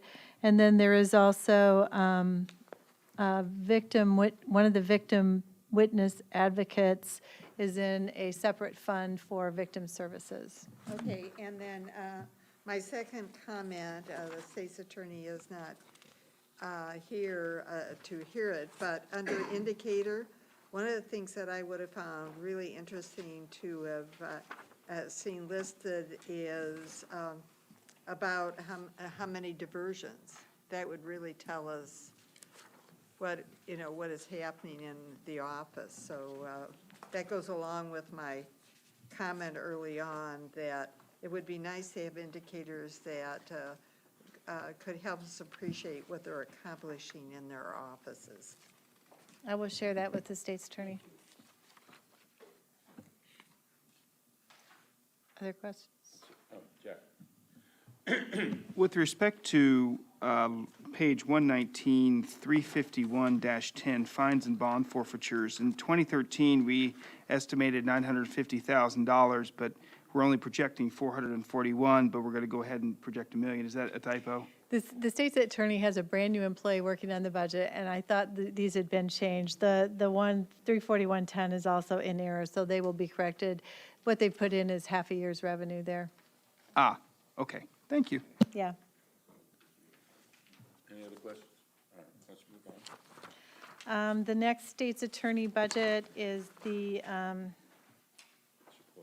support enforcement budget, which begins on page 125. And again, this is a budget where you see a fairly significant drop in revenue. This corresponds to what the circuit clerk talked about in her support enforcement grant or contract with the state. The state's attorney's contract has also been fairly significantly reduced in fiscal 2014. So to correlate with that, we have similarly removed a lot of expenses from that budget and are now treating the employees in this budget as any other general corporate fund employees are treated, and we are not going to also pay fringe benefits costs out of this general corporate fund budget since we are no longer receiving reimbursement for those costs through the contract with the state. All of the other expenditures, many of the other expenditures have also been reduced to coincide with where there are centralized services, for example, for photocopying, where general corporate departments don't pay for it, but it's all paid for out of a centralized budget. Those expenses have also now been removed from this budget since we no longer receive the revenue from the state to cover it. Questions? The next is the state's attorney's drug asset forfeitures fund, similar to the sheriff's drug asset forfeitures fund. Basically projecting $25,000 in revenue in fiscal 2014 from the actual forfeitures, and then also there are federal forfeitures, and her budget, her expenditure budget closely matches the revenue. Basically, this is a standalone fund, and the state's attorney manages expenditures to keep them within the revenues that are available. The fund balance remains fairly stable as well. The next state's attorney budget is the automation fund. This is a new fund for the state's attorney. This was just created last year. Fiscal 12 was not a full year of revenue. Fiscal 13 is. We're adjusting the actual projected revenue down from the original $14,000 to $12,000. And again, this is an example where the fiscal 2013 projected did not get entered, but that will be corrected. The state's attorney is still figuring out basically what will be done with this fund. We fund the state's attorney's technology out of the capital asset replacement fund because previously there was no automation fund. And we will work together over the next couple of years to determine if there can be some savings in the capital asset replacement fund because those expenditures can now be picked up by this automation fund. And I fully expect that's what will happen. She did not have technology scheduled for replacement in 2014, so you don't see the benefit of that yet, but I imagine that is what will occur over the next few years. Okay, the next state's attorney budget is the victim advocacy grant. And this grant pays for one of the victim advocacy program director. There's been a transition in staffing, so the grant does not pay as much of the total of the salary as it had previously. So there is an increase and a transfer from the general corporate fund to make up the difference in that salary to pay the full salary out of this fund. That increase in transfer from the state's attorney's general corporate fund was covered by other savings that she had in her personnel lines so that she was below the authority that the county board had given for personnel expenditure in 2014, which allowed her to make this transfer of this position to this grant fund. Okay, the next budgets belong to probation court services. The first one is juvenile detention center. Yeah, well, Deb, sorry, we're having to follow along here. On 132, I'm looking at the regular full-time employees. Okay. 132? Uh-huh. 511.3, and I looked at that projected at the 44,753, and I added the 8.6%. There was a transition in staffing in that position this year. Okay, because it added 10,000 in addition to the 8.6. There is a more expensive person in this position moving forward. That transfer occurred this year, which is why, what I just explained about the increased transfer from general corp to cover the additional salary. So that'd still be the one person though. Just one person. But they went, Right. okay. It looks like last year they paid for 0.8 of that person, and this year they're paying for the Last full year, it was a person. 0.8 person. That person retired. The state's attorney moved a full-time employee into this position who was at a higher salary level. And we are starting to get in 2014 will be the first year we get the full revenue in that fund. Yeah, that fund has not, the general corporate fund has not been transferring an adequate amount to cover the deficit in that. Okay. So that's why that fund is at a negative point at this time. Got it. Okay, back to juvenile detention center. The operating expenses of the juvenile detention center are, a lot of the cost is in personnel, and the administrative office of the Illinois courts does provide a subsidy for those personnel costs.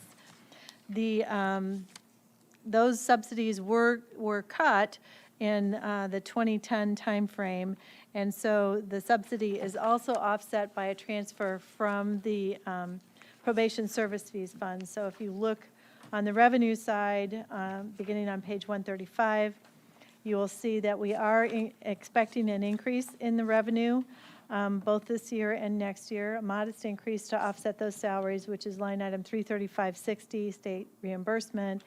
And you will also see that further down from probation service funds is where the revenue is transferred to cover the balance of those salaries. So while this is a general corporate fund budget, salaries are largely covered by other sources. On the expenditure side, there are two line item justifications for this budget. One is for gasoline and oil. They have found that their gasoline and oil expenses have increased, and they needed to expand that line item for 2014 by a total of $1,850 on a 12-month annualized basis. And the medical and dental mental health contract, similar to the sheriff's, increases, this one is increasing by a 2.5% CPI. Questions? Chris? Question on the out-of-county detainees. Revenue? Hi. What's under what circumstances did that happen? Do we have regular agreements with other counties that don't have juvenile detention centers, or is it essentially overflow, or under what circumstances do we get those To the best of kids? my knowledge, we haven't sent anybody out of county. Yeah, this This is is other revenue. way. For our people, but We as have far a, as, we have a contract with Piatt County yeah, exactly. And- So to, it- if they need it, to house a juvenile.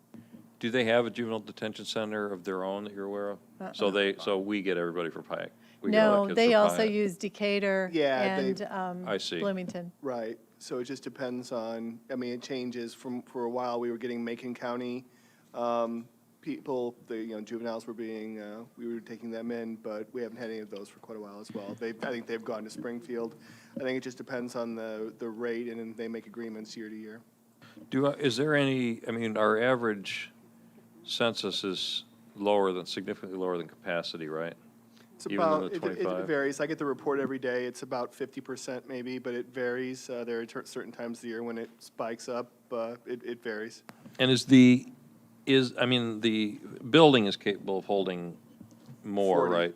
40, and we've capped our current staffing at 25 in order to maintain our budget.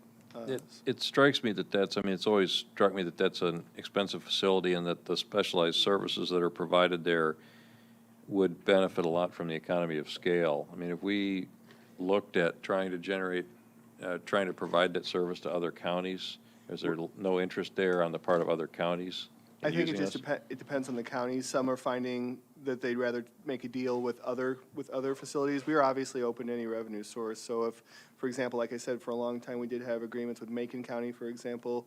They would send us some of their juveniles. Again, it just varies. I don't want to sound cynical because we're dealing with kids' lives here, but is this something that we should be marketing more to other counties since we have excess capacity? I don't think it's necessarily a marketing issue. I think the community is relatively small about who has detention facilities, so our facility and the things that we do provide there, the services we provide there, are pretty well known throughout the community. So it's basically where they want to transport these kids to and what works out best for them. But obviously, we're open to keeping kids from other counties in our juvenile detention center as long as we have sufficient space to make sure that our own needs are met. Thank you. It's a good facility, and I think the services that we provide. Sorry, hit the wrong button. I think it's a good facility. I think the services that we provide there are exemplary. So it'd be nice to see other counties be taking more advantage of that than they are. And I can add that the Sangamon County Board has commissioned a study to look more at regionalized detention services throughout this whole central Illinois area, and we'll be talking to all counties in the area about that. And certainly, if we have a conversation with them, we would talk about the fact that our facility, just as you've said, provides excellent services and has some capacity. Mr. Carter? I'd like to know, what happened to the deterrent program we had in the juvenile detention? I'm sorry, what program? Deterrent I'm not familiar. program. You not familiar? No. Deb, what happened there? What program? The program we had in there to keep kids being repeated, going back in deterrent. A diversion program? I don't recall a deterrent. I mean, we have program. station adjustments, and that continues that's the law Wait a minute, enforcement. now I know good and well, it's long and hard that we fought for that. Nobody know what happened to it. Well, the delinquency program funding is not in this budget. That budget was presented to you last night. Those programs are basically administered through the RPC now and are funded. You have an agreement with the Mental Health Board to, provide that funding, and they actually provide some matches for that funding. So Well, those programs are going. Those programs are in well, place. what happened to it? They're still going. The tuber? That came from, I thought that came from the taxpayer part of that program. From the public Way safety back. sales tax? The 2%, wasn't it? It's funded. They're functioning. Well, at least, somebody could have said something, you know. It took me almost 2 years to convince the county that that was needed. Then when I got it, everybody wanted to jump on there, wanted some money. And all of a sudden, it just disappeared. Nobody said nothing. No, those are the juvenile delinquency prevention grants, and they have been funded every year. And that budget document is in the book that you have from last night, Monday night. The Well, budget did all is the in there. 2% money give out? I thought that was a part of the taxpayers' package we You had. pay 5% of the public safety sales tax every year for juvenile delinquency programming, prevention programming.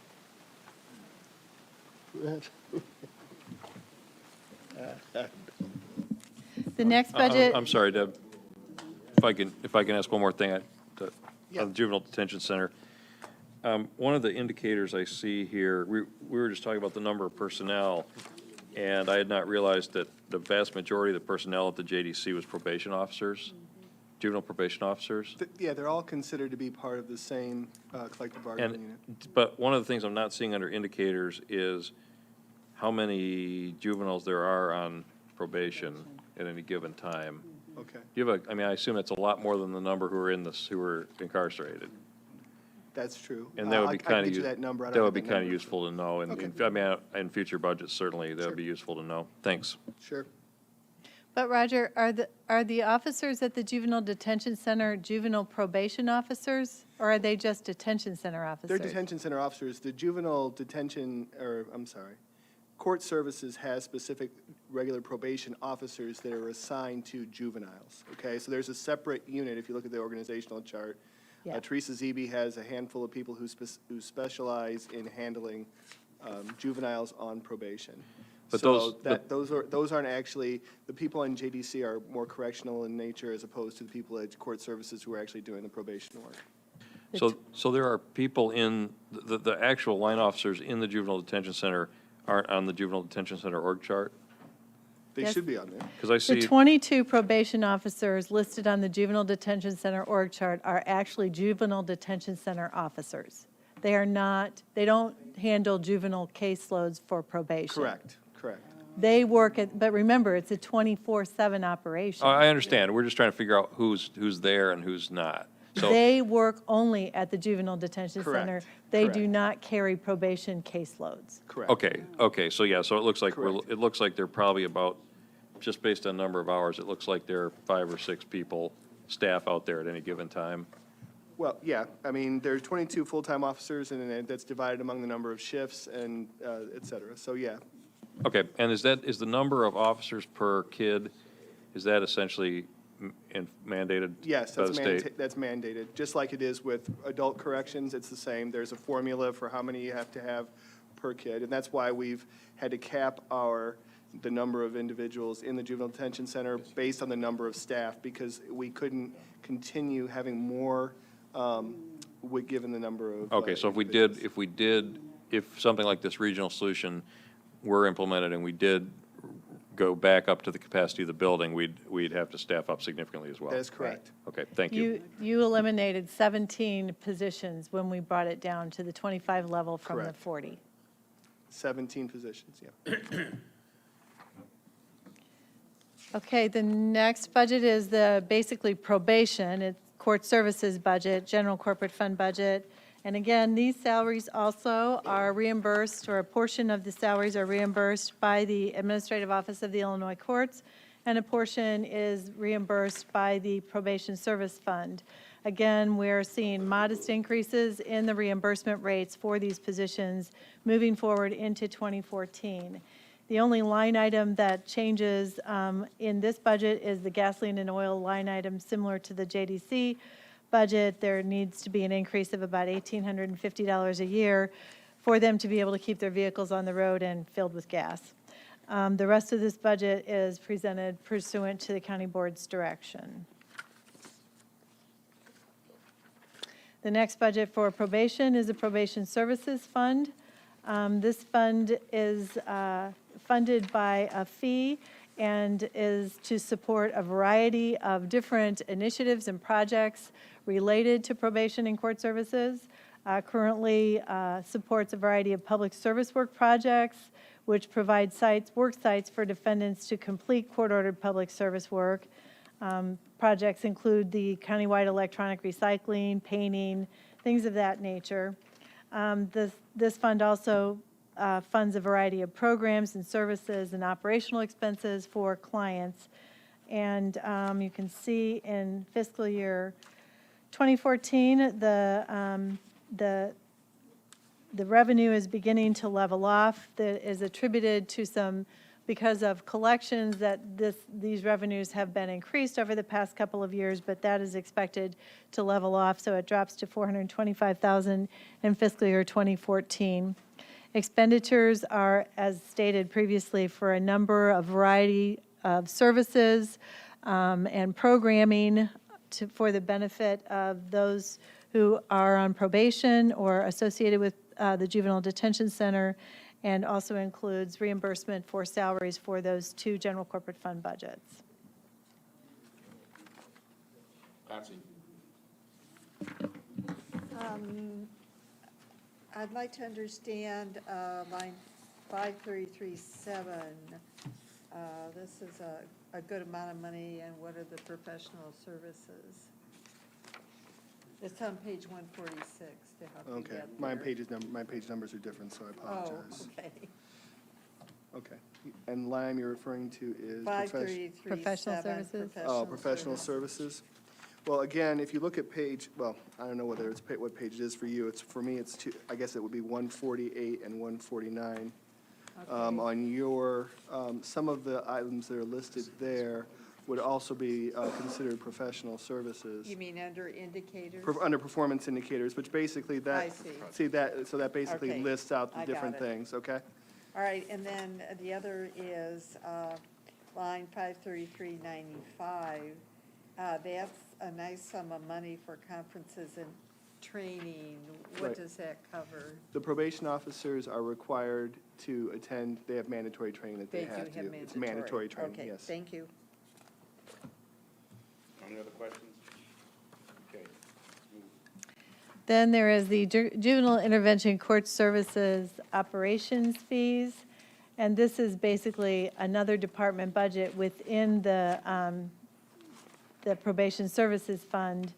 This acknowledges a grant that was rolled over and continues in this fund for future operations, and also additional revenue through the new fee, which was authorized in 2012, for basically juvenile detention center funded programs is included in this budget. So to a great extent, this is a new budget. It was just created in fiscal 2012. And moving forward, the Probation and Court Services are still waiting for the judiciary to decide exactly how this money can and shall be spent. Exactly.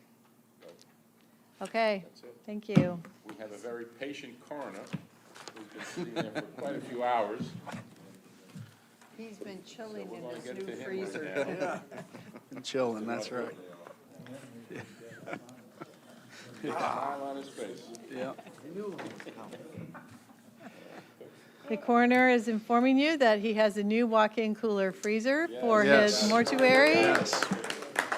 He's been working on that for a number of years. Yes. which and it's- significantly well- improves his ability to do autopsies and take care of bodies and Yes. things like that he has to do. Yeah, very ecstatic about that. He also notes that number of deaths continues to increase, and the requirements for investigation, also the standards continue to increase over time. His budget is presented based on the 13 months for revenue, so you'll see some increases there, which are reflected by that. The staffing budget is, again, simply for 13 months, and his ongoing operating budget reflects 13 months and should be adequate for him to be able to maintain his operations. I would point out that the sheriff, or the coroner, had some x-ray equipment go, basically fail on him this year, which had been placed in the capital asset replacement fund. So that equipment will be replaced through the capital asset replacement fund in fiscal 2014, which will enable him to continue with the operation of the morgue, bringing a pathologist in and potentially even increasing some of those revenues depending on how that all goes, right? Correct. Yep. Patsy? and Jeff. Yes, line 5336. And medical, dental, and mental health, this amount, can you explain it a little bit? I Yes. thought they were all dead. Yeah, that's the line item that I pay for my autopsies out of and the autopsy assistant and so forth. That actually number did not increase significantly. What happened was we're doing some creative things in the office next year because of the shortage in staffing. So what we did is currently the pathologist has an assistant who's paid out of that line item as well. The fee for that assistant is pretty high, and what we've determined is I've assisted on autopsies when I was a deputy coroner before and we were able to. What we're trying to do, if you notice up higher 511.5 temporary salaries, you can see a pretty significant increase there. We've shifted some money from the autopsy line item up to there, and instead of paying an assistant, I'm looking at options of having part-time deputy coroners also act as the assistant for the autopsies, and I can't use my full-time staff for that. One, it's a conflict, and two, they just don't have the time. So what we're going to try and do next year is I'm hoping to increase my part-time, basically they're PRN staff, they're not really permanent part-time. We would call them in when they're needed, and we would use the funds. And actually what I was paying an assistant for the last several years, that fee, I can pay a person to work all day. When an autopsy takes on average about 2 hours, I can actually use that same amount that I was paying the assistant, and I can pay a part-time deputy coroner to work all day in my office. So we're going to try that and see if that works. I'm keeping my fingers crossed that that's going to work, because it's going to increase our PRN staffing to help us cover the additional caseloads, because when they're not working on autopsies, they can be doing other things in the office that I need them to do. And so we're hoping that's going to work. So that's the shift in there. And what that was, the pathologist fees increase every year. So that's a 13-month budget, just decreasing it by the amount that we shifted over into part-time employees. Mm-hmm. Jeff? Thank you, Mr. Chair. Bookends tonight. Yes, I know. With respect to the new cooler freezer, absolutely awesome. Just curious where it's reflected in the budget with respect to the grant, because I didn't see it in here, either in the revenue or expenditures for. I think it's in the capital outlay, actually on one of the last line items, I think, of the budget. Actually, this budget was prepared before the coroner Oh, knew okay. about that in Yeah. terms of Oh. numbers. Okay. That just happened in the last month. It was We just updated, finished, we yeah. updated the text, but those numbers in 2013 aren't Haven't been reflected. updated yet. All right, thank you The much. cooler, we were very fortunate, just so you're aware, the cooler was purchased through two separate grants. One was from Carl Hospital because they recognized and acknowledged the strain the county was having with the number of deaths, and we only had space for 3 people in our morgue at that time.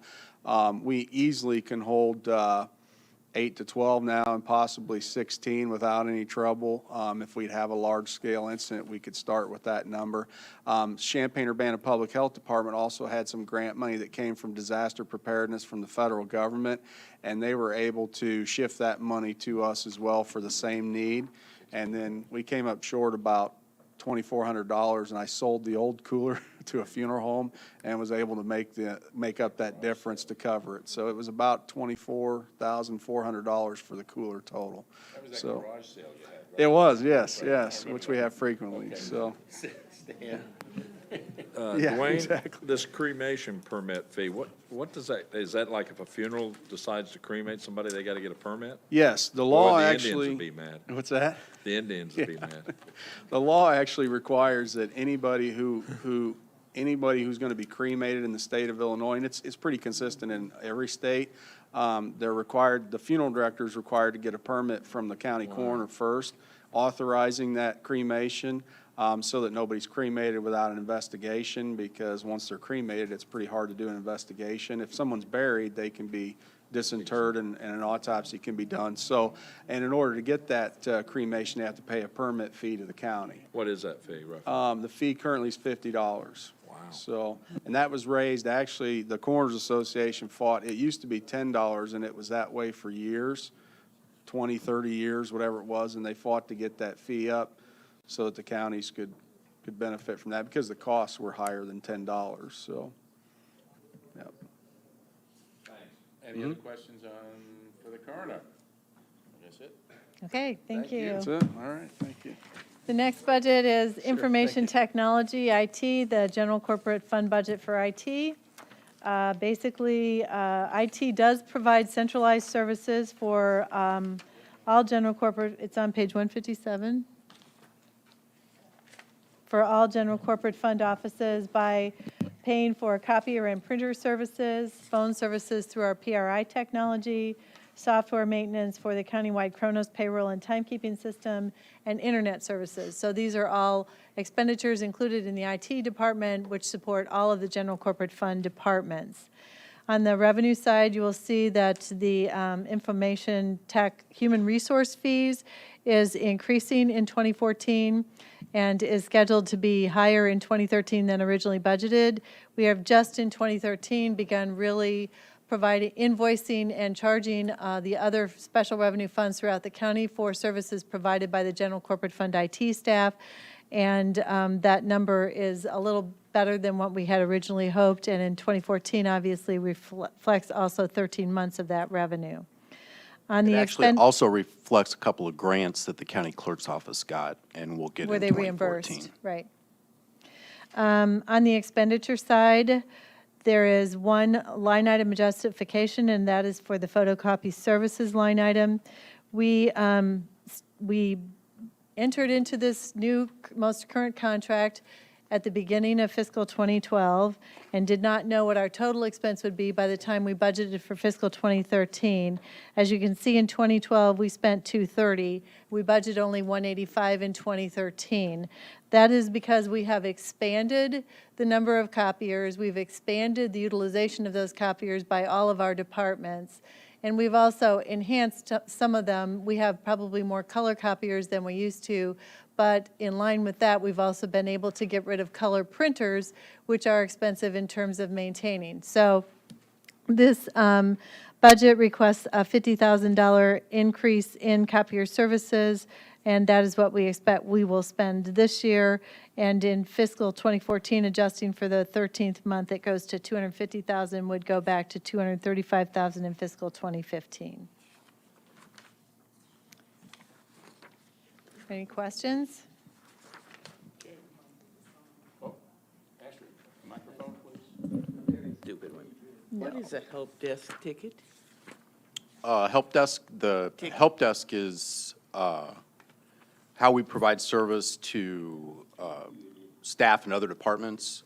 So when somebody makes a request to the help desk for assistance, we create a ticket I see. and we assign it to a staff member to resolve it. Any other questions? Okay. All right, at this time, I'm going to ask you to go to page 182 for the physical plant budget, because Mr. Kirkland has been here all evening. And after that, there are no other department heads here for the rest of the budgets. So the physical plant budget begins on page 182. There is a fairly large increase in the projected budget totals, which we will go over with you. On the revenue side, in fiscal 2014, in the 36215, I'm sorry, rent, you will see that it increases by almost $420,000. That is the ILEAS lease. ILEAS paid their rent in advance for 2012 and 2013, so we did not have that revenue in those years, but we will again have that revenue in fiscal 2014. And in fact, the lease is going to the County Facilities Committee for approval next month and onto the county board. On the expenditure side, I'm just going to take you to the line item justification form, which is the last document, the one that we handed out tonight, because there are a number of expenditure increases that are mandated to be included in the physical plant budget for fiscal year 2014. Gasoline and oil is one, and that increase is $56.90. Tools, basically, we're budgeting to our 5-year average expense, so there is an increase there of $780. We have an increased cost in uniforms. There's a $1,200 increase there. Operational supplies, actually, that is an expenditure that increases as we use the energy-efficient light and air filters. Those are more expensive, but should generate savings in utilities costs, but we do have to account for the purchase of those items. We have increased recycling, so our waste disposal and recycling contract increases by $1,500. Basically anticipating repairs at 202 Art Bartel, which had previously not been budgeted to match what we think will happen, so there's an increase of $1,619 there. Photocopier services is because we added a printer copier at the maintenance shop. Court facility repair and maintenance, Brookins repair and maintenance. We're just budgeting to the 5-year average of what it costs to maintain those buildings from this budget. Stormwater utility is the new Urbana stormwater utility fee, so obviously we have to add that to our budget because we will be paying that. Main Street Jail repair and maintenance, 1905 Main repair and maintenance, 1701 Main, Brookins repair and maintenance, the outbuilding repair and maintenance. Basically, those are either being budgeted to match the 5-year averages, or in the examples of Main Street, 1905 and 1701, which is Ilias and Brookins, we have mandated elevator improvements that have to be done and paid for next year. So that's where those increases come from. 1701 also has an updated fire alarm monitoring expense. And the courts facility repair and maintenance, there is a 3% increase for elevators and building systems there as well. Professional services increases by $1,500 per a contract that was approved by the Facilities Committee, which was approved by the board with the Illinois Green Business Association. And then the Facilities Committee has recommended the inclusion of $750,108 to transfer to capital fund for roof replacements and primary building equipment replacements that were prioritized and recommended by that committee. So the entire increase to the physical plant budget for line item changes that are justified here is right at $840,000. Rachel? At what point do we cut back to reflect what we can actually afford? Is When that you look at September? the entire general corporate fund Which budget in is- September, you will be making a number of decisions. For sure. Any questions? Patsy? Jeff, you want to be next? Okay.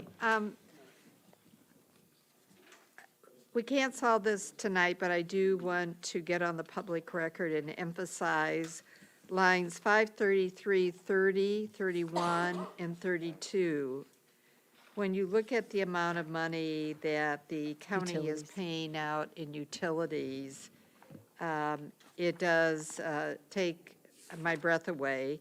And out of that, $891,000 is the amount spent on the on the courthouse, the downtown jail, satellite jail, and the JD facility. And even if all we saved was 10% by becoming a little bit more energy efficient per year, that's $80,000. So that's nothing to not get into more and more of the conversation, especially with the facility committee. So I find those numbers something important for the public to see. And under indicator, there was a grant obtained by the county to work on lighting. And I would think a very important indicator that ought to have been part of this report is exactly what is the reduction of the amount spent on utilities in Brookins, so we can appreciate the fact of the effort in getting the grant and the effort in implementing the grant. And then my last question, which I sent to Ms. Busey, but she says it's hard to pull out of the facility budget, is I'd like to know how much is being spent on mowing on the county campus. That's a budget item that we might be able to consider changing the way we go about doing that and decreasing the amount of mowing. Stan? I do recall that we did have a report at one time concerning the usage of what was being done, but I guess I would just say it fluctuates, and even though the kilowatt hours were reported to us, the cost had gone up, so it was hard to judge exactly what our cost savings were after the lighting was done. So I do remember that discussion. And as far as grass mowing, I sure hope we don't go to the day that I'm going to see goats out here.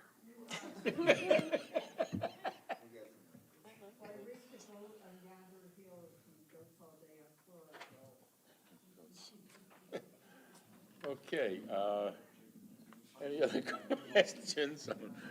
We'll have to have animal control in here next. Okay, where are we now? Any other questions on the physical plant? Anything else? Okay, thank you. Let's move on. We're back on, where? Okay, so then you need to Administrative go services. back to Page. page 164, the county board budget. 164. There's one reminder in the budget highlights, just to remind you that you have two projects in the 2013 budget that were approved by the county board, actually carried over from 2012. One is for attorney's fees for a legal challenge regarding the Clinton landfill, and the second for professional services for a consortium of governments working on protection of the Muhammad Aquifer. And those line items are 533.03 and 533.07. And I point that out only because if we don't completely expend all those funds by the end of 2013, we will re-encumber them again in 2014, but they are not being budgeted in 2014 at this point in time because we're hopeful that maybe those projects will be completed. Everything else with regard to the county board budget is fairly stable. The cable TV franchise is the largest revenue source, and we are not seeing a significant increase in that, so it is projected. And it comes in quarterly, so there's not a 13th month ability to assume that we'll see extra revenue in the fiscal 2014 budget. Chris? Microphone. Sorry. 533.3 and 533.7, which one's which? 533.03 is the Clinton landfill legal challenge, and 533.07 is the Muhammad Aquifer Consortium Coalition. Thank you. Stan? Your first box on your flow chart there, please change that to 22. Thank you.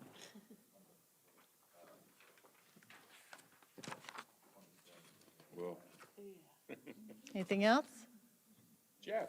Just because I feel like we can get this budget really in order, I assume that we can ask our elected official salary to drop to match so we can have a nice balanced budget this time around. It's a joke, but, yeah. Okay. A little lighthearted here at 9:30 at night. Not bad. Okay. Where are we next? The next budget is administrative services. This budget is basically status quo with one exception. We have included the anticipated cost of the Deputy County Administrator of Finance in this budget in the fiscal 2014 personnel projection, which is that's in addition to being 2% increase in 13 months, it also has included that anticipated salary, so that's why it looks higher. Everything else is basically status quo. Are there any questions? That's Yes, I just need a clarification of what Josh whispered in my ear here. On page 165, line 511-2, are we assuming correctly that that is your salary? For 13 months, yes, according to my contract. Okay, so I guess, why isn't it listed under the administrative services budget? Because I'm an employee of the county board. I see, okay. Oh, Jeff? Yeah, not heard from me in a while. The blue sheet that was provided tonight has the extension education levy, but the numbers are off by the tune of $6,000 or $7,000. Is there, am I just reading that they shouldn't be equal? So the projected, well, I guess they. It should be 421,030. I'm looking On at the blue next sheet. budget. the blue sheet with page 173, just looking at the extension education. And you've moved on to the extension education budget, right? Oh, yes, because I thought we were on that, were we not? Then we went back? Yeah.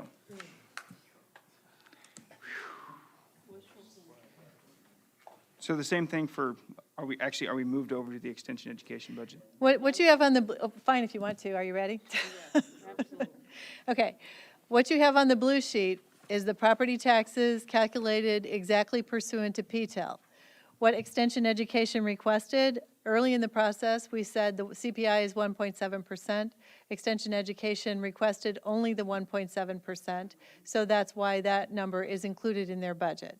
If you wanted to increase it to that, to what is currently what we now know about the property tax, which we did not know when they submitted this budget, we could increase that, or the alternative is you could reappropriate that $6,000 or $7,000 to something else in the property tax. Thank you. You're welcome. Mr. Carter, microphone, please.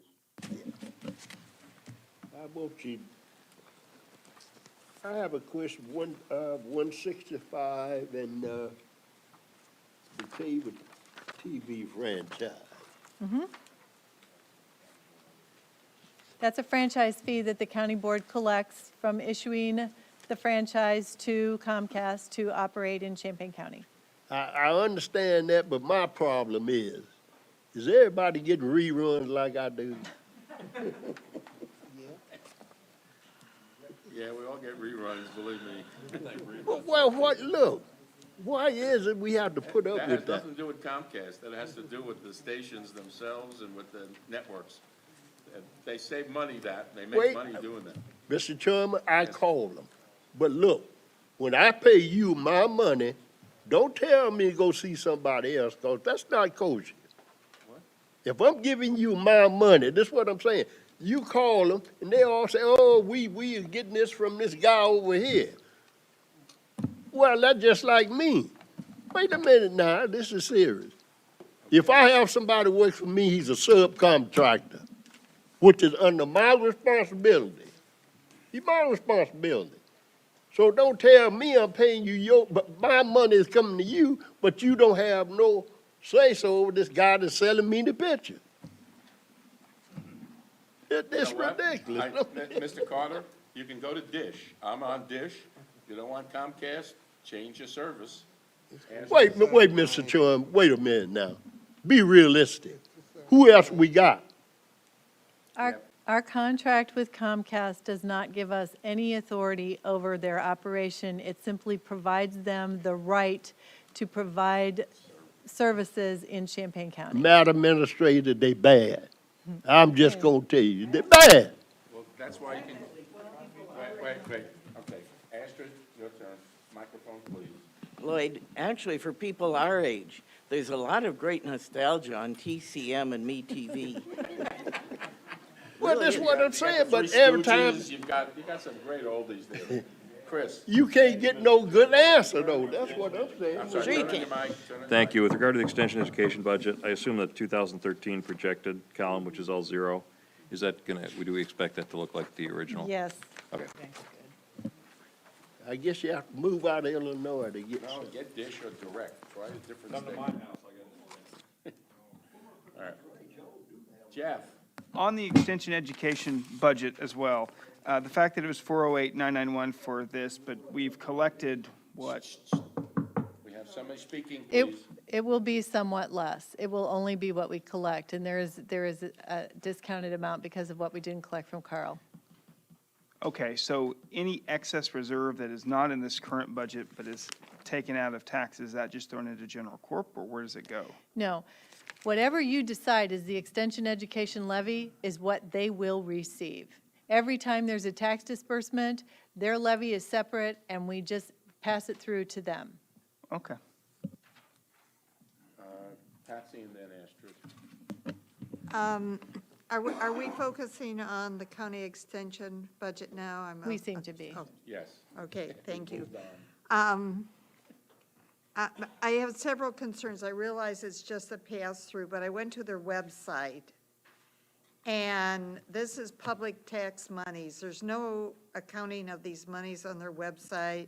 There's no listing of the extension board, who their members are, when their meetings occur, no minutes. So, and they're supposed to send us an annual report, which in 3 years, I have never seen an annual report. I have the annual report. I will be happy to get a copy of it to you. Okay.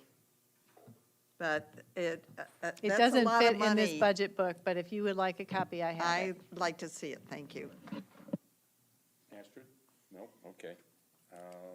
We're past, okay, let's move on. Okay, the next is the Regional Office of Education budget. And they have prepared their budget in compliance with your requirements. So they have allowed for a 2% salary increase for their staff. Their total request for fiscal 2014 for a 13-month budget is $226,369. There is no revenue associated with this. We have an obligation to pay the Regional Office of Education. I can tell you their entire budget for the services that are paid for by the counties is $239,579. We share in that expense with Ford County, and the distribution or the split is based on EAV, so our share continues to increase because our EAV has remained stable or grown when Ford County's EAV has declined somewhat. So this is the amount for fiscal 2014 for a 13-month budget.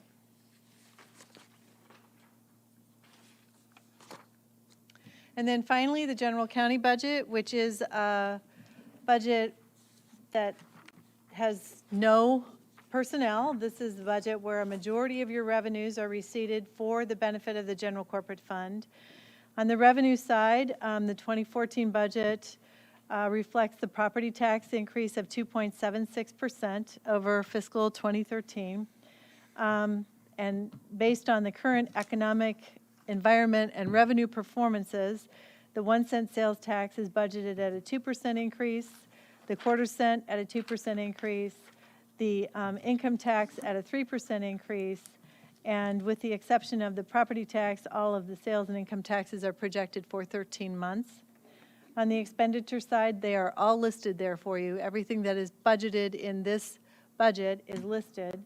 It includes the outside auditor contract, $5,000 for attorney's fees, $36,000 for the grant to soil and water conservation, $24,500 to the Urbana Free Library Archive, $2,250 as a grant to the Children First program, $24,343 to senior services, which is in RPC, $246,401 to capital asset replacement.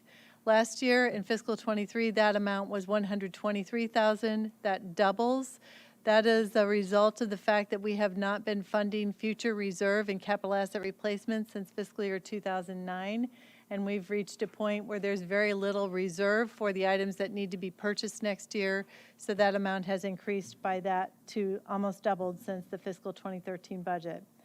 $33,500 for the Scottswood drainage assessment, $2.9 million for health insurance for the general corporate fund employees, and a week ago, I would have told you that was far short, but today, after a meeting with our broker, I believe that budget will be adequate to cover the health insurance for the general corporate employees in fiscal 2014 for a 13-month budget.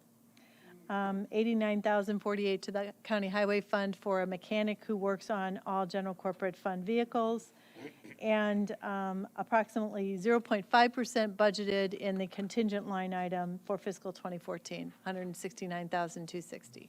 Stan? That hotel motel tax, I see that it's still holding its own, and at one time we thought it was going to go away. We did. And we're giving that to the tourism group, and then where else does it go? To offset costs for mostly the sheriff's office and supporting events like the county fair and things like that. Yeah, before we were using it for that, but I thought we took it away, and that's great, but, so, I'm amazed at that. Yeah, I know. Any other questions? Chris? Just one, I'll be brief. Deb, I know the state was playing games with the corporate personal property replacement tax for a while. Can you remind us what the ultimate results of that were and what we expect going forward? Well, what we expect going forward, and they posted it in July, is a pretty significant increase in what we can expect to receive in the state's fiscal 14, which is July through next June. And that's what we can expect to receive, not what they're going to tell us we're going to receive and then decide not to pay us. No, well, unless they pull what they, but I haven't seen any indication that that's going to occur again, and we are receiving timely reimbursements Okay. on all of these revenues at this We'll point. hope for the best. Thank you. Yeah. Right. Okay, are there any more questions on any of the items tonight before we adjourn? We're adjourned.